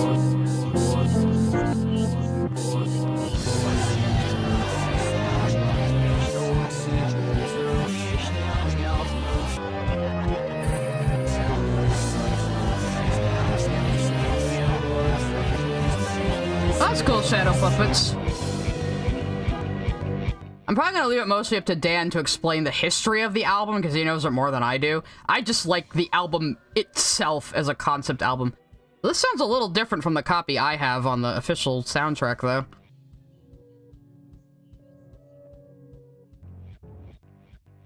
Oh, this is the reversed version? Oh, I see. Did they reverse the whole song? That's why it sounds different. And yes, I have enough tonal memory to know that it sounds different. Actually, let me get my copy up. We'll start over again. Mind Electric. Because I've bought the album. I bought the album, like, right away after he showed it to me. Because I liked it that much. Oi! No one want Variations on a Cloud, which I'll also be talking about. Okay, we'll play it for real this time. I'll play the album version. And we have Inko back up on the screen. We don't need him. Turn it up a bit. No, this sounds more like what I know.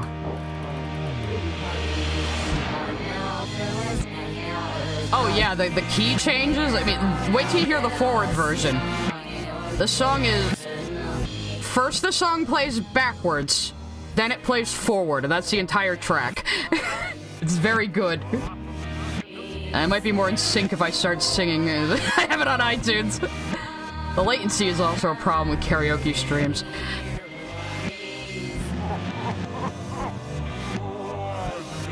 You have the vinyl? That's cool, bro. You're really into it.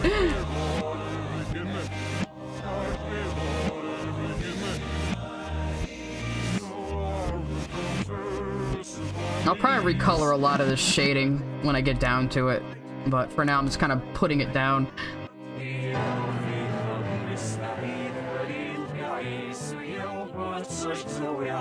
Wait till you hear the forward version. This is a taste of what we're doing on the 12th, guys. Make sure to tune in if you want to hear about what the fuck this is.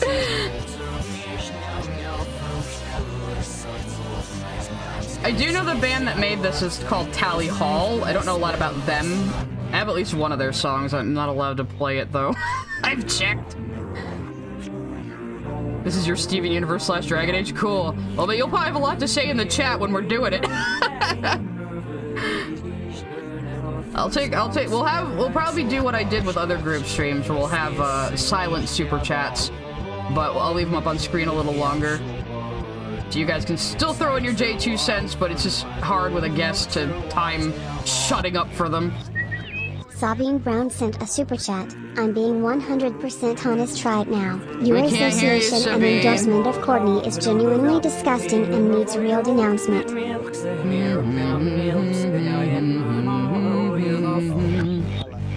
I mean, Sabine, how many fucking times you've been told, go read my blog? I have done that. And I don't believe you're being 100% honest, Sabine. You've never been 100% honest in your entire fucking life. I was willing to let you stay in my Discord server if you could be fucking normal, but you failed at that. Anyway, we're about to get into the frontwards part. You hear the tone. And then the song plays again, but forwards. Think of these thoughts as limitless light, exposing, closing, circuitry of fright. Think of each moment, holding this breath as death, minute and decimal. Resident minor, hunger your beauty will need your testimony, understand. Solemnly swear to tell the whole truth or help you, son. Now raise your right hand.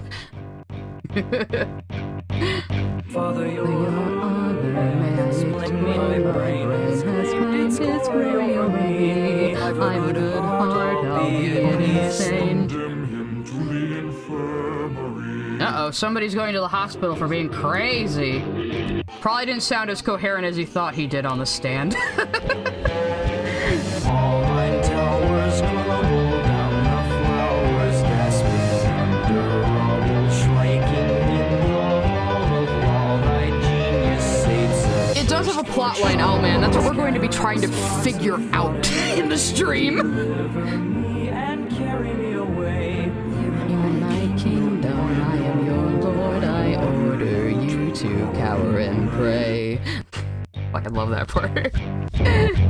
I have my theories on what the album means, but it's up to interpretation.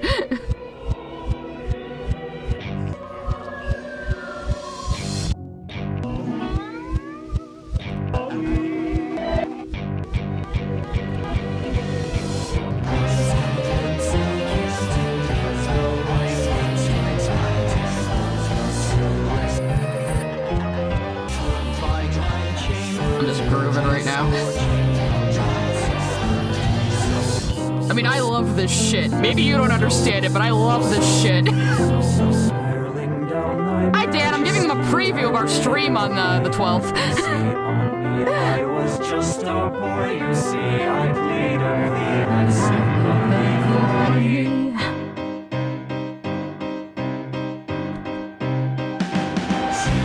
the breakdown.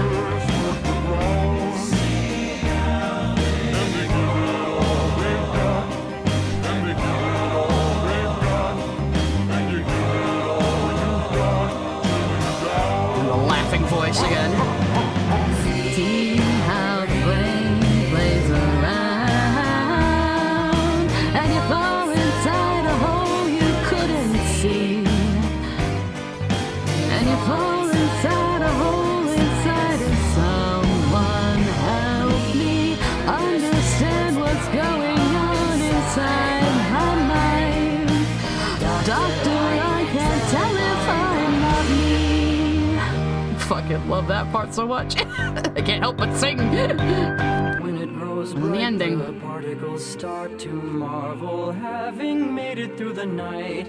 Never they ponder whether electric calming if you look at it right.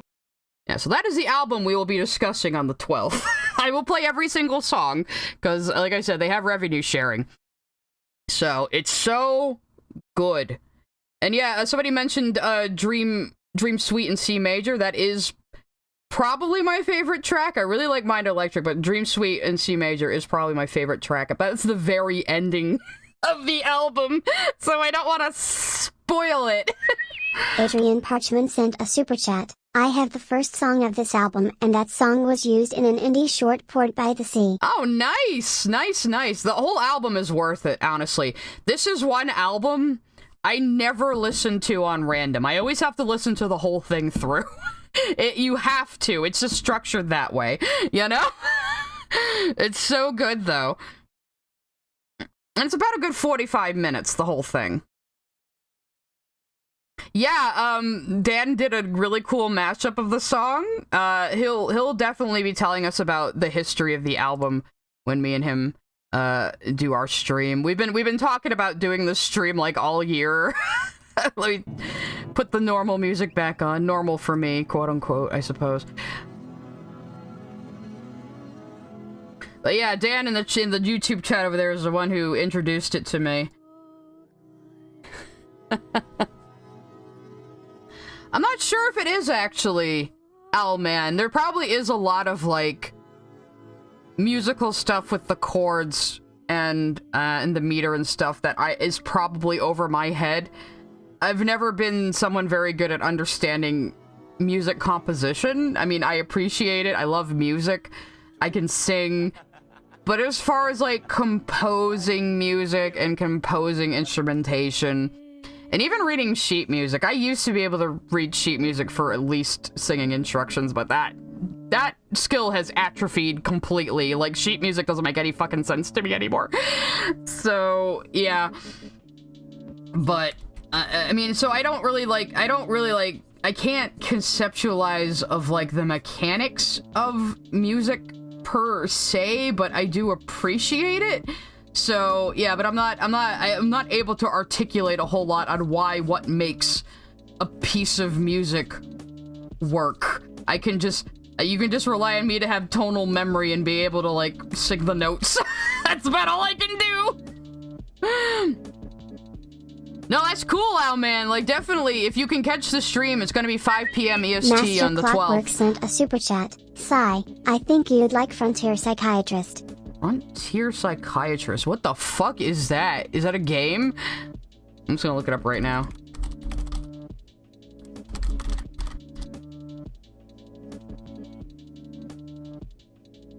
I've kind of heard. Oh, it's a band. Okay. Oh, I see. So it's kind of similar, probably. I don't want to play anything that might get me copyright struck, though. Would I do a backflip if you donated 4 million Zimbabwe dollars? I mean, if I tried to do a backflip, I would probably either fall on my ass or break my neck, but, you know, we could try. I'm not exactly the most coordinated and athletic person either, as you might be able to guess.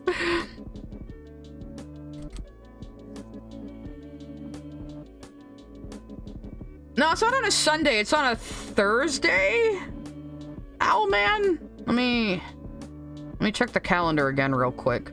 So the 12th is a Thursday, and 5 p.m. EST is 12 p.m. Hawaii time zone. That's why we're doing it at that time. So we're doing it at 12 p.m. on the 12th, on the 12th anniversary of this album that came out on 12/12/12. That's just to be extra. Yeah, Dan's got a point. The album is perfect for autistic people. It does have a lot of different genres in it, but they all flow together with leitmotifs. It's so fucking good. It's very experimental, but it's also kind of a rock opera, but it's also, you know, it's also kind of a concept album. It's its own thing. You know, it really is. And I think the Miracle musical that is the subtitle is a musical that exists within the story of the album.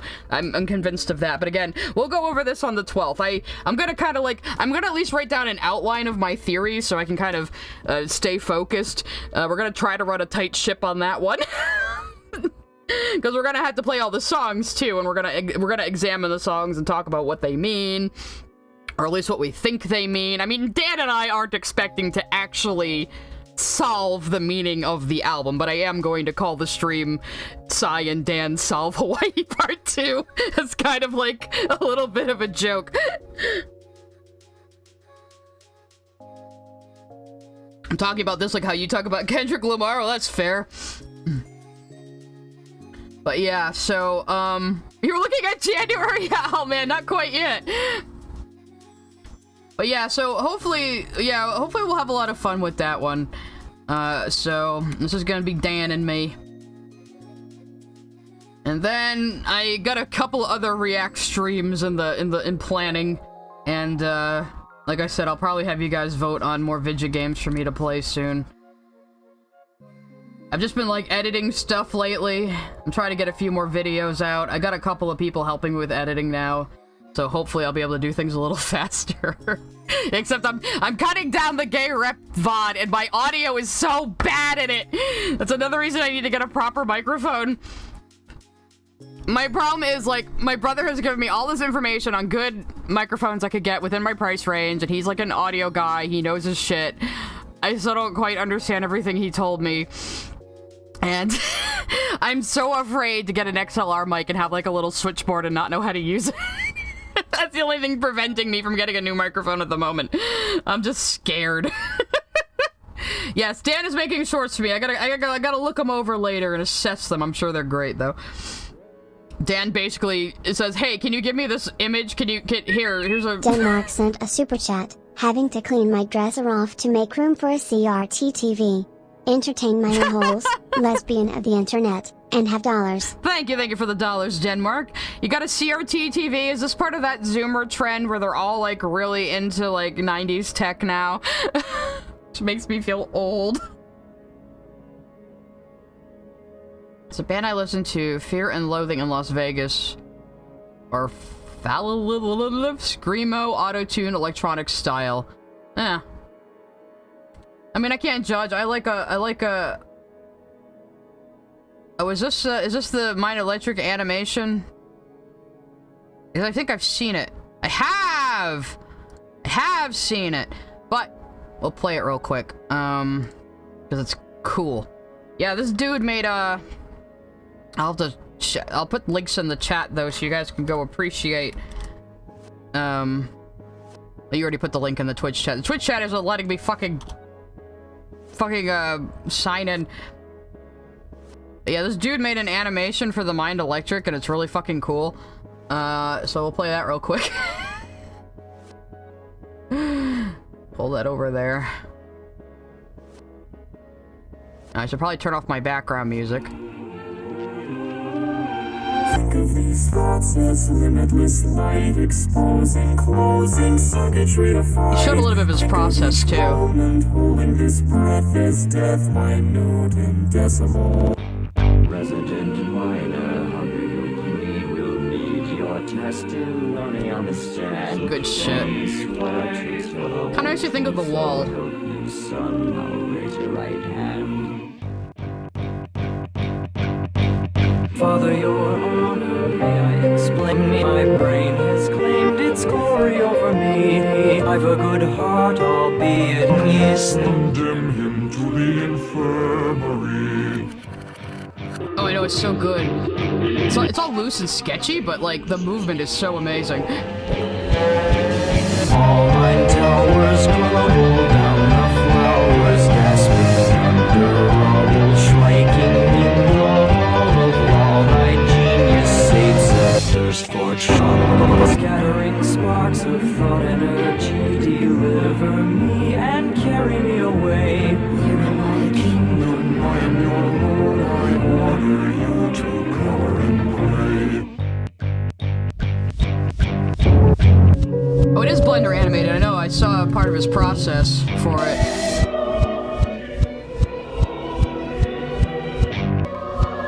grease pencil a lot.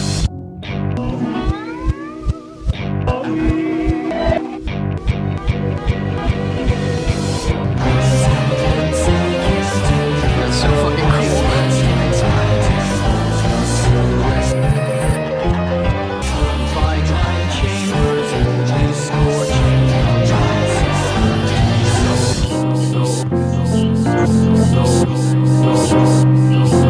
Hurling down thy majesty, I beg of thee, have mercy on me. I was just a boy, you see, I plead of thee, have sympathy for me. This is like the most crazy part coming up.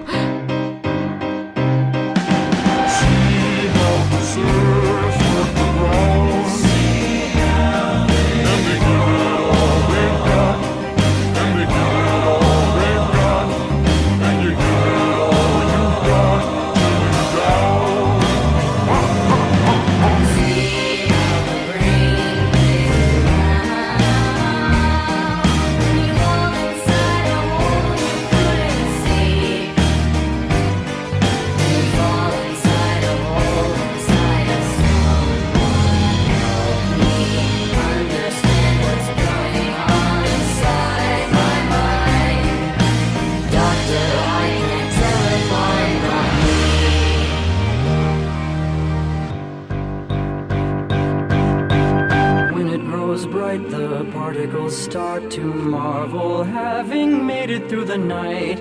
Never they ponder whether electric calming, if you look at it right. Yeah, I think he showed how he did the like them falling through like the brain neurons there. Let's see, that is Lonely Man's Lazarus. Real good shit right there.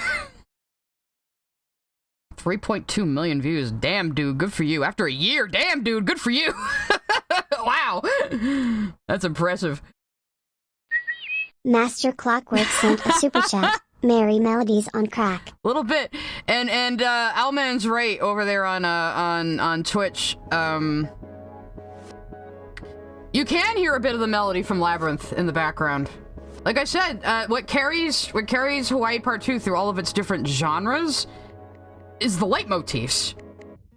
And the last song is like a reprise of the first song, but also a reprise of every single song in the album, and it kind of ends with like a curtain call type of melody at the very end. It's so fucking cool. But again, we'll be talking about that more on the 12th. This is just a little bit of a taste, a little bit of taste-a-rooney of what we'll be getting into. Maybe we'll have to play that animation on that stream too, though, because it's so fucking good. He's nuts, he's crazy as a coconut. I'm sure people could watch the Digital Circus trailer on their own, Jaden. I am excited for episode 4, though. Oh yeah, it's a very brain-scratchy album. Like, there isn't a single bad song on it. There are songs I like more than others, but there isn't a single bad song on that album. And like I said, anytime I listen to it, I have to listen to the whole thing in order. I cannot put that on random. It just, you can't. You can't experience it the same way if you just play the songs on random. I mean, I play them as part of my stream background music, you know, a few of them, but for the most part.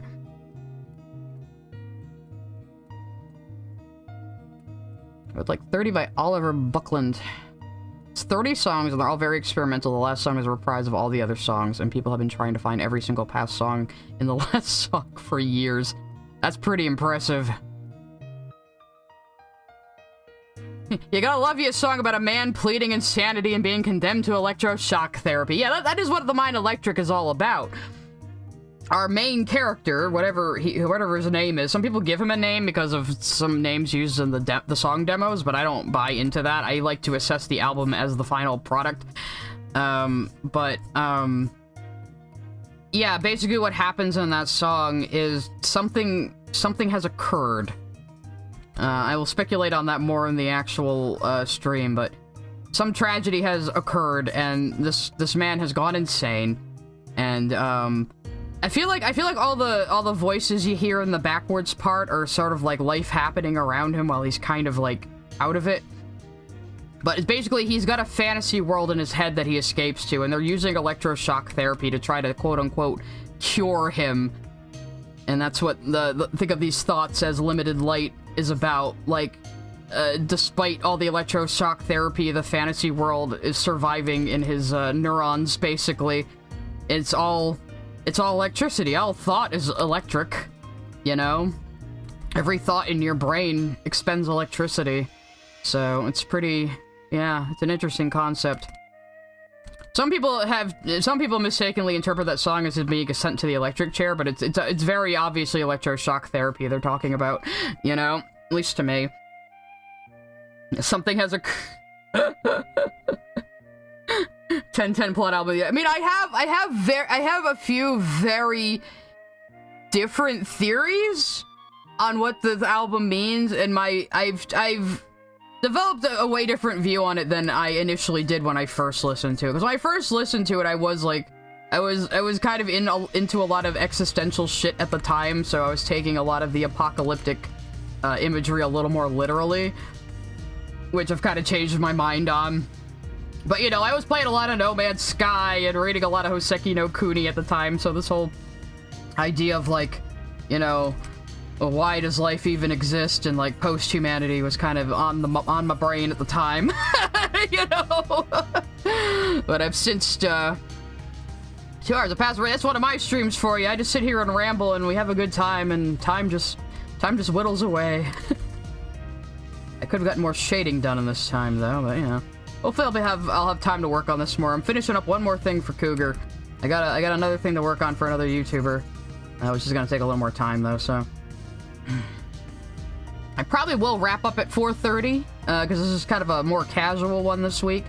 Next week we might do another well, actually, might not do another react next week, because we're going to be doing the Hawaii stream, so it'll probably be another normal one. But like I said, I'm going to have an in-between stream of doing my, my indie games showcase, which I've been wanting to do for a while, where I'm going to show you guys a bunch of, like, the kind of cozy indie games I like that are easy for anybody to play, really, but have enough of an engaging challenge to keep you, engaged. Space Frog sent a super chat. I know these more chill streams aren't as lucrative as the React streams, but I love them. Here, have some money, thank smile. you, Space Frog, but don't feel pressured to support me if you don't have the money, please. I always say that. I can take care of myself. I'm a big sigh. Yeah, you can shamelessly plug. Go ahead, Shadow Puppets. I mean, if it's something I can use for the stream, or good information for the stream, I welcome that. And, like, definitely, if chat wants to throw in their own 2 cents about the album, certainly. I guess I will probably be doing quiet super chats, but I will definitely have a prominent place on screen for them. Hey, thank you very much, Lane. Uh-oh. Guys, Lane is here. We better be on our best behavior. Or she's gonna make humanity forget about us. We were just talking about serial experiments, Lane. Where were you?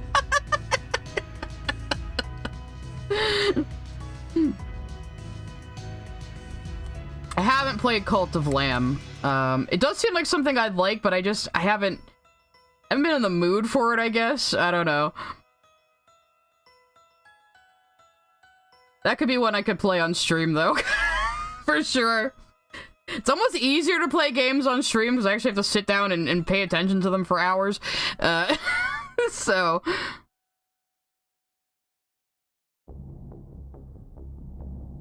We'll put Lane in the corner right now, maybe. I don't know. Where's a good gif?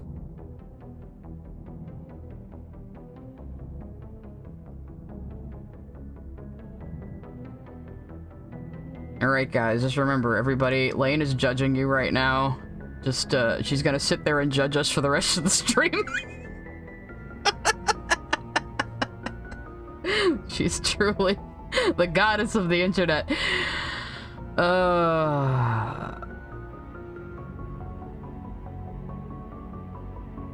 You have what's a map? An MAP. It's just Lane. Have you not seen the Lane? Let's all love Lane. We need to all love Lane, guys.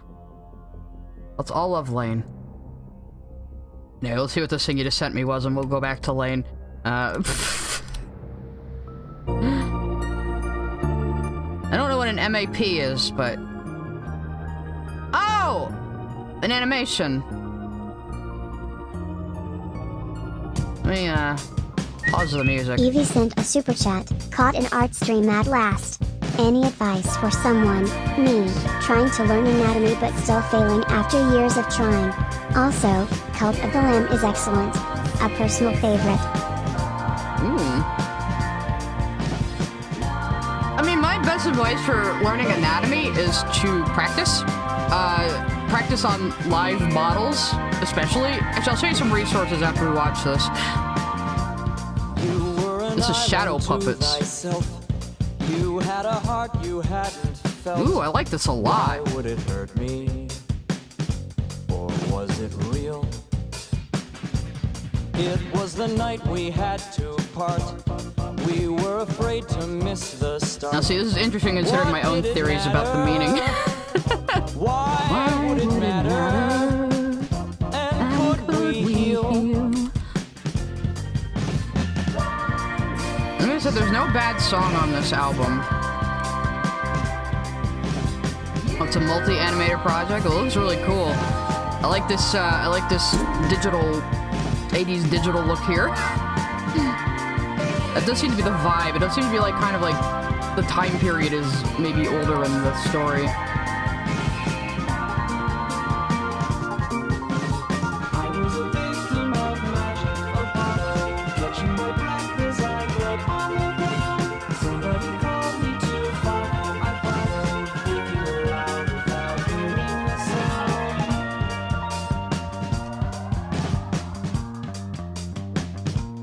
Then all the planets fell to dust, lonely departing after us. Gone, not forgotten, long but forgotten.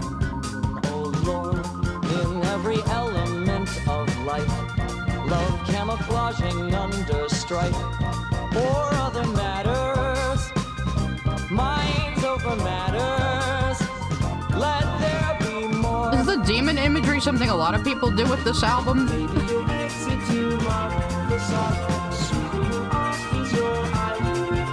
I don't know much about the fandom, you see.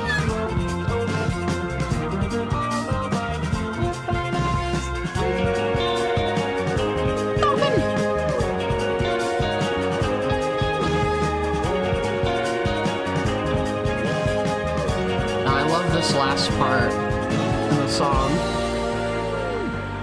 This is the part I was taking a little too literally, I think.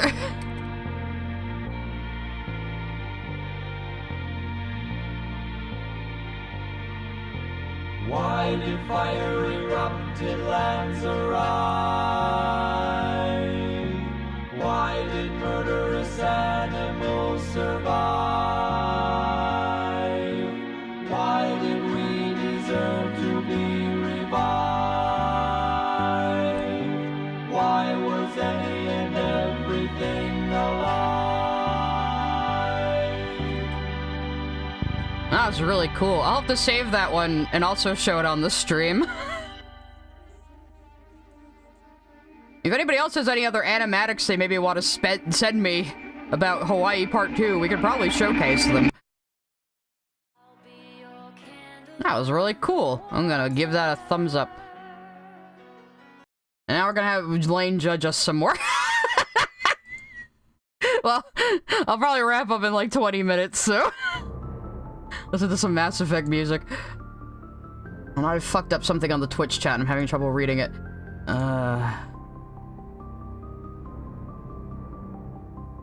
heard of Nerdy Prudes Must Die. I have vaguely heard of it. I heard it's pretty fucking funny. We have Candle Queen again. Hey Rosa was. Well, of course you're looking at your own old art, Elman. Yeah. Doesn't matter if animation aged poorly. You still made it. You know, you still did something. You expressed your love for the album. That in itself is a good thing. You know, and you can look back. Oh, multi-animator project is what MAP means. You think I could have figured that out? You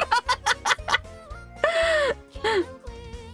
So yeah, even if you're looking back on your old stuff and you're saying, oh, that's a little rough there, I could do this better now, you still did it. You still did it in the first place, and that's important. You don't start out as the best, ever. You know, you work your way up to that, so your older stuff is valuable for that reason. And it's still an expression of love of this very interesting piece of art, you know? So I think that's a good thing. If I could have any Hazbin Hotel characters in other series, who would I pick? In what series? You could put Alistor anywhere. You could probably do something with... Actually, Lucifer, though. Lucifer's probably my favorite, just because he's Jeremy Jordan and he's hilarious. And he's our autistic short king.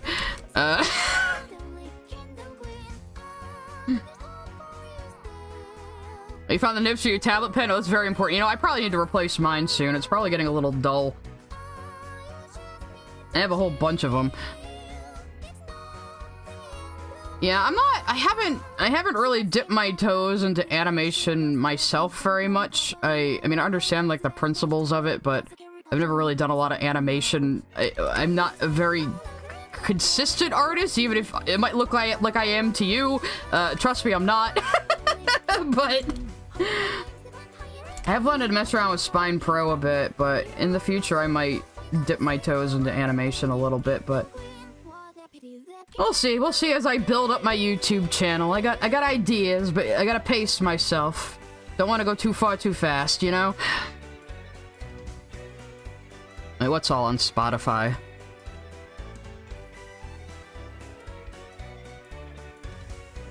When people are talking about another album, I think. Yeah, actually, if Hawaii Part 2 is on Spotify, definitely go fucking listen to it. It probably is. Like I said, they have revenue sharing on YouTube, so anytime I play the Hawaii music, part of my ad revenue just goes to the band, and I'm like, okay, I'm fine with that. You know? Please, YouTube, just give me more ways to just fucking play the music I want to play on my stream. I will pay money for individual songs. I will do that, please. The way music is treated online is so fucking draconian, and it's Metallica's fault. Oh yeah, Variations on a Cloud is very, very interesting. Shadow Puppets. I like Dan kept insisting to me that he considers it part of the album, at least part of the story. And at first I didn't quite buy it, but the more I've listened to it and compared it to the main album, the more it has kind of formed my ideas of what the overall story is. So I'll probably get into that a lot too on the 12th. Now let's listen to Katamari again. It's because I reshuffled my YouTube music, so we're hearing some repeats. It's okay. I love Katamari music.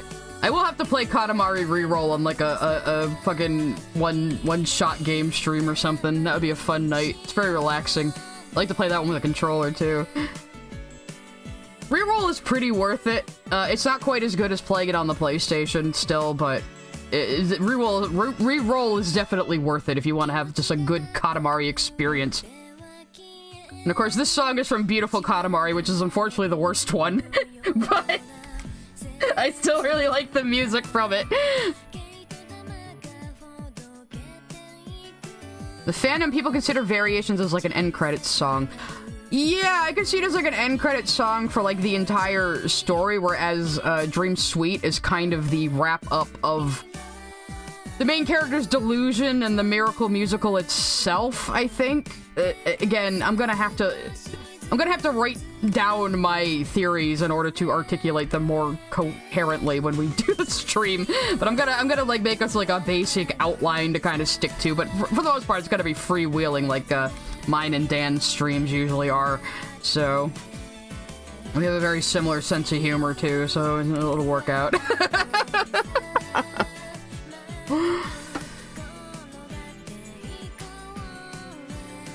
And I still have trouble reading the Twitch chat. Damn it. Variations is supposed to be a song about 9/11. Are you sure? I mean, I can see that now that you say it, but are you sure?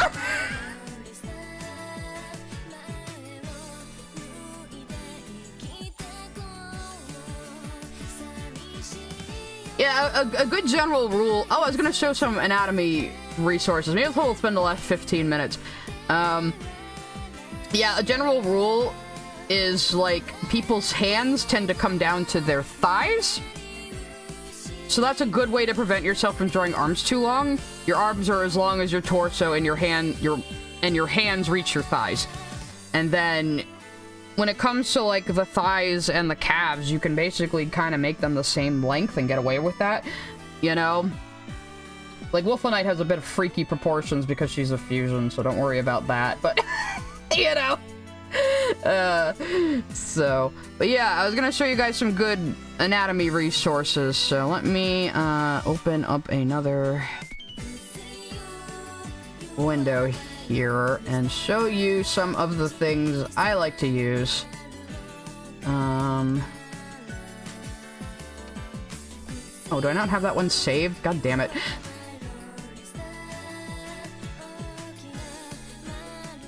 Okay, the music video used photos from 9/11. Does that mean the song... He called it a 9/11 opera? Okay, that might actually change a few of my ideas about what it means slightly, actually.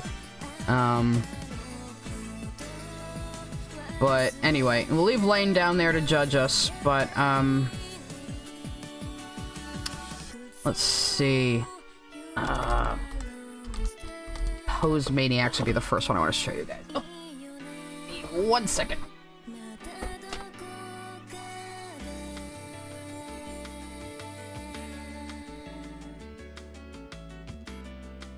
Okay. Let me get the big Chrome open. Not that one. I have to tell it to target a different window, though. There we go. Cool. Alright, cool. Bloop. There we go. So, first site I would recommend is Pose Maniacs, which is a site I've used for a while. It's changed a lot over the years. I think it got bought by a Japanese company at some point. But this site has a lot of... I mean, they're 3D models, but they show you the musculature, and you can turn them around to any angle you need to practice. And another very valuable thing this website does is, oh look, you can import them directly into Clip Studio now. Brown sent a super chat. Why did you whine about Sneaky Taffer critiquing your anatomy, then also give anatomy critique? Why do you consistently go after Lily but not Courtney? I made fun of Taffer because Taffer's a terrible artist, Sabine, and a terrible person. And I go after Lily because she's a piece of shit, and it's funny to react to her opinions, her media opinions. Courtney is not really a public figure or an internet presence, so why the fuck would I go after her? We've already talked about how I'm not a drama tuber, Sabine, but thank you for the $5. How much have you given me this stream? It has to be at least a good $20 right now. Look, oh, you can import the poses directly into Clip Studio now. That is very valuable information. But what I was gonna say was, let me see if I can find the section where this is. So they'll show you a pose a day, but one thing, I have no idea what the fuck I guess they sell classes now on here, which I've never touched any of this stuff.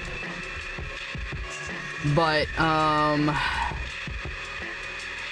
let's see.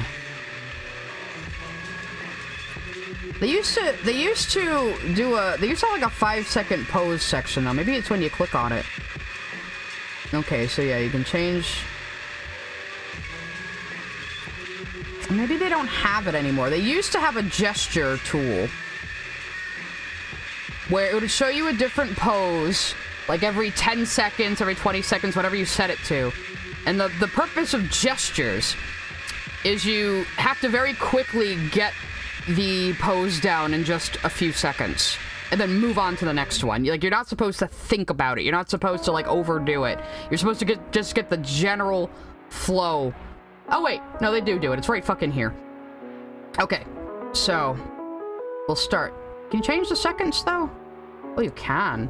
Okay, so you can do it 10 seconds, 15, 30, 45, 60. I would suggest starting at, like, 30 if you're new to gestures.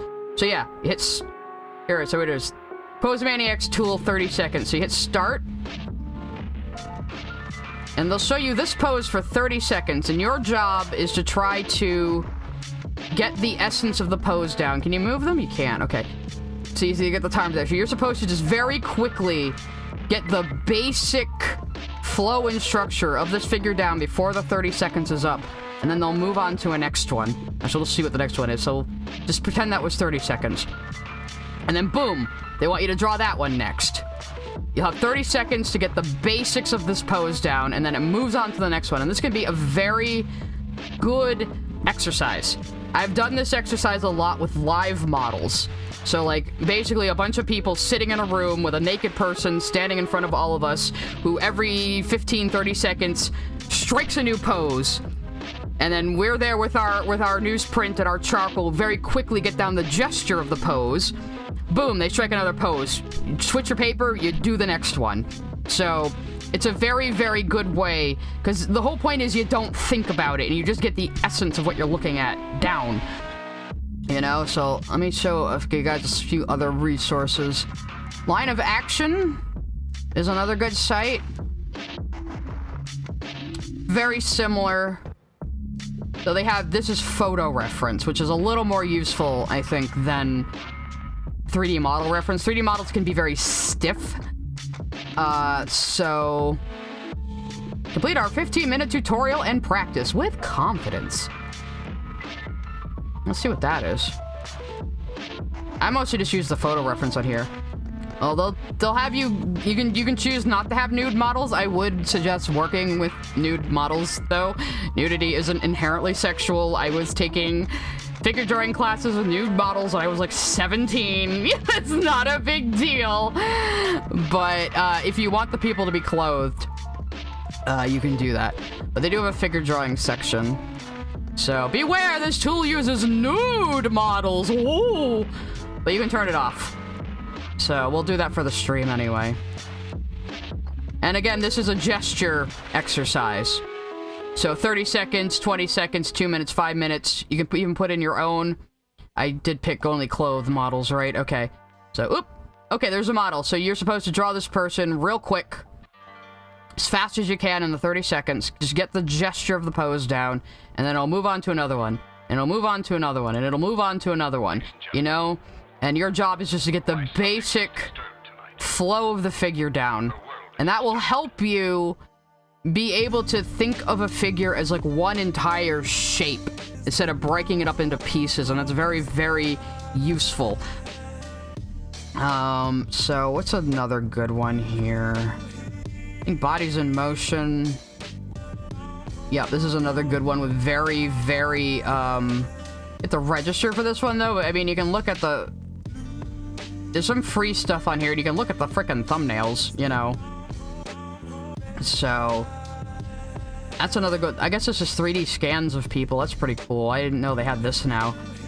So that's another good one for reference. And there's nothing wrong with using reference photos. All artists do it. Even cartoonists do it. You know, you have to. You can't just draw everything directly from your head. That's stupid. And anyone who's told you that, they don't know what they're talking about.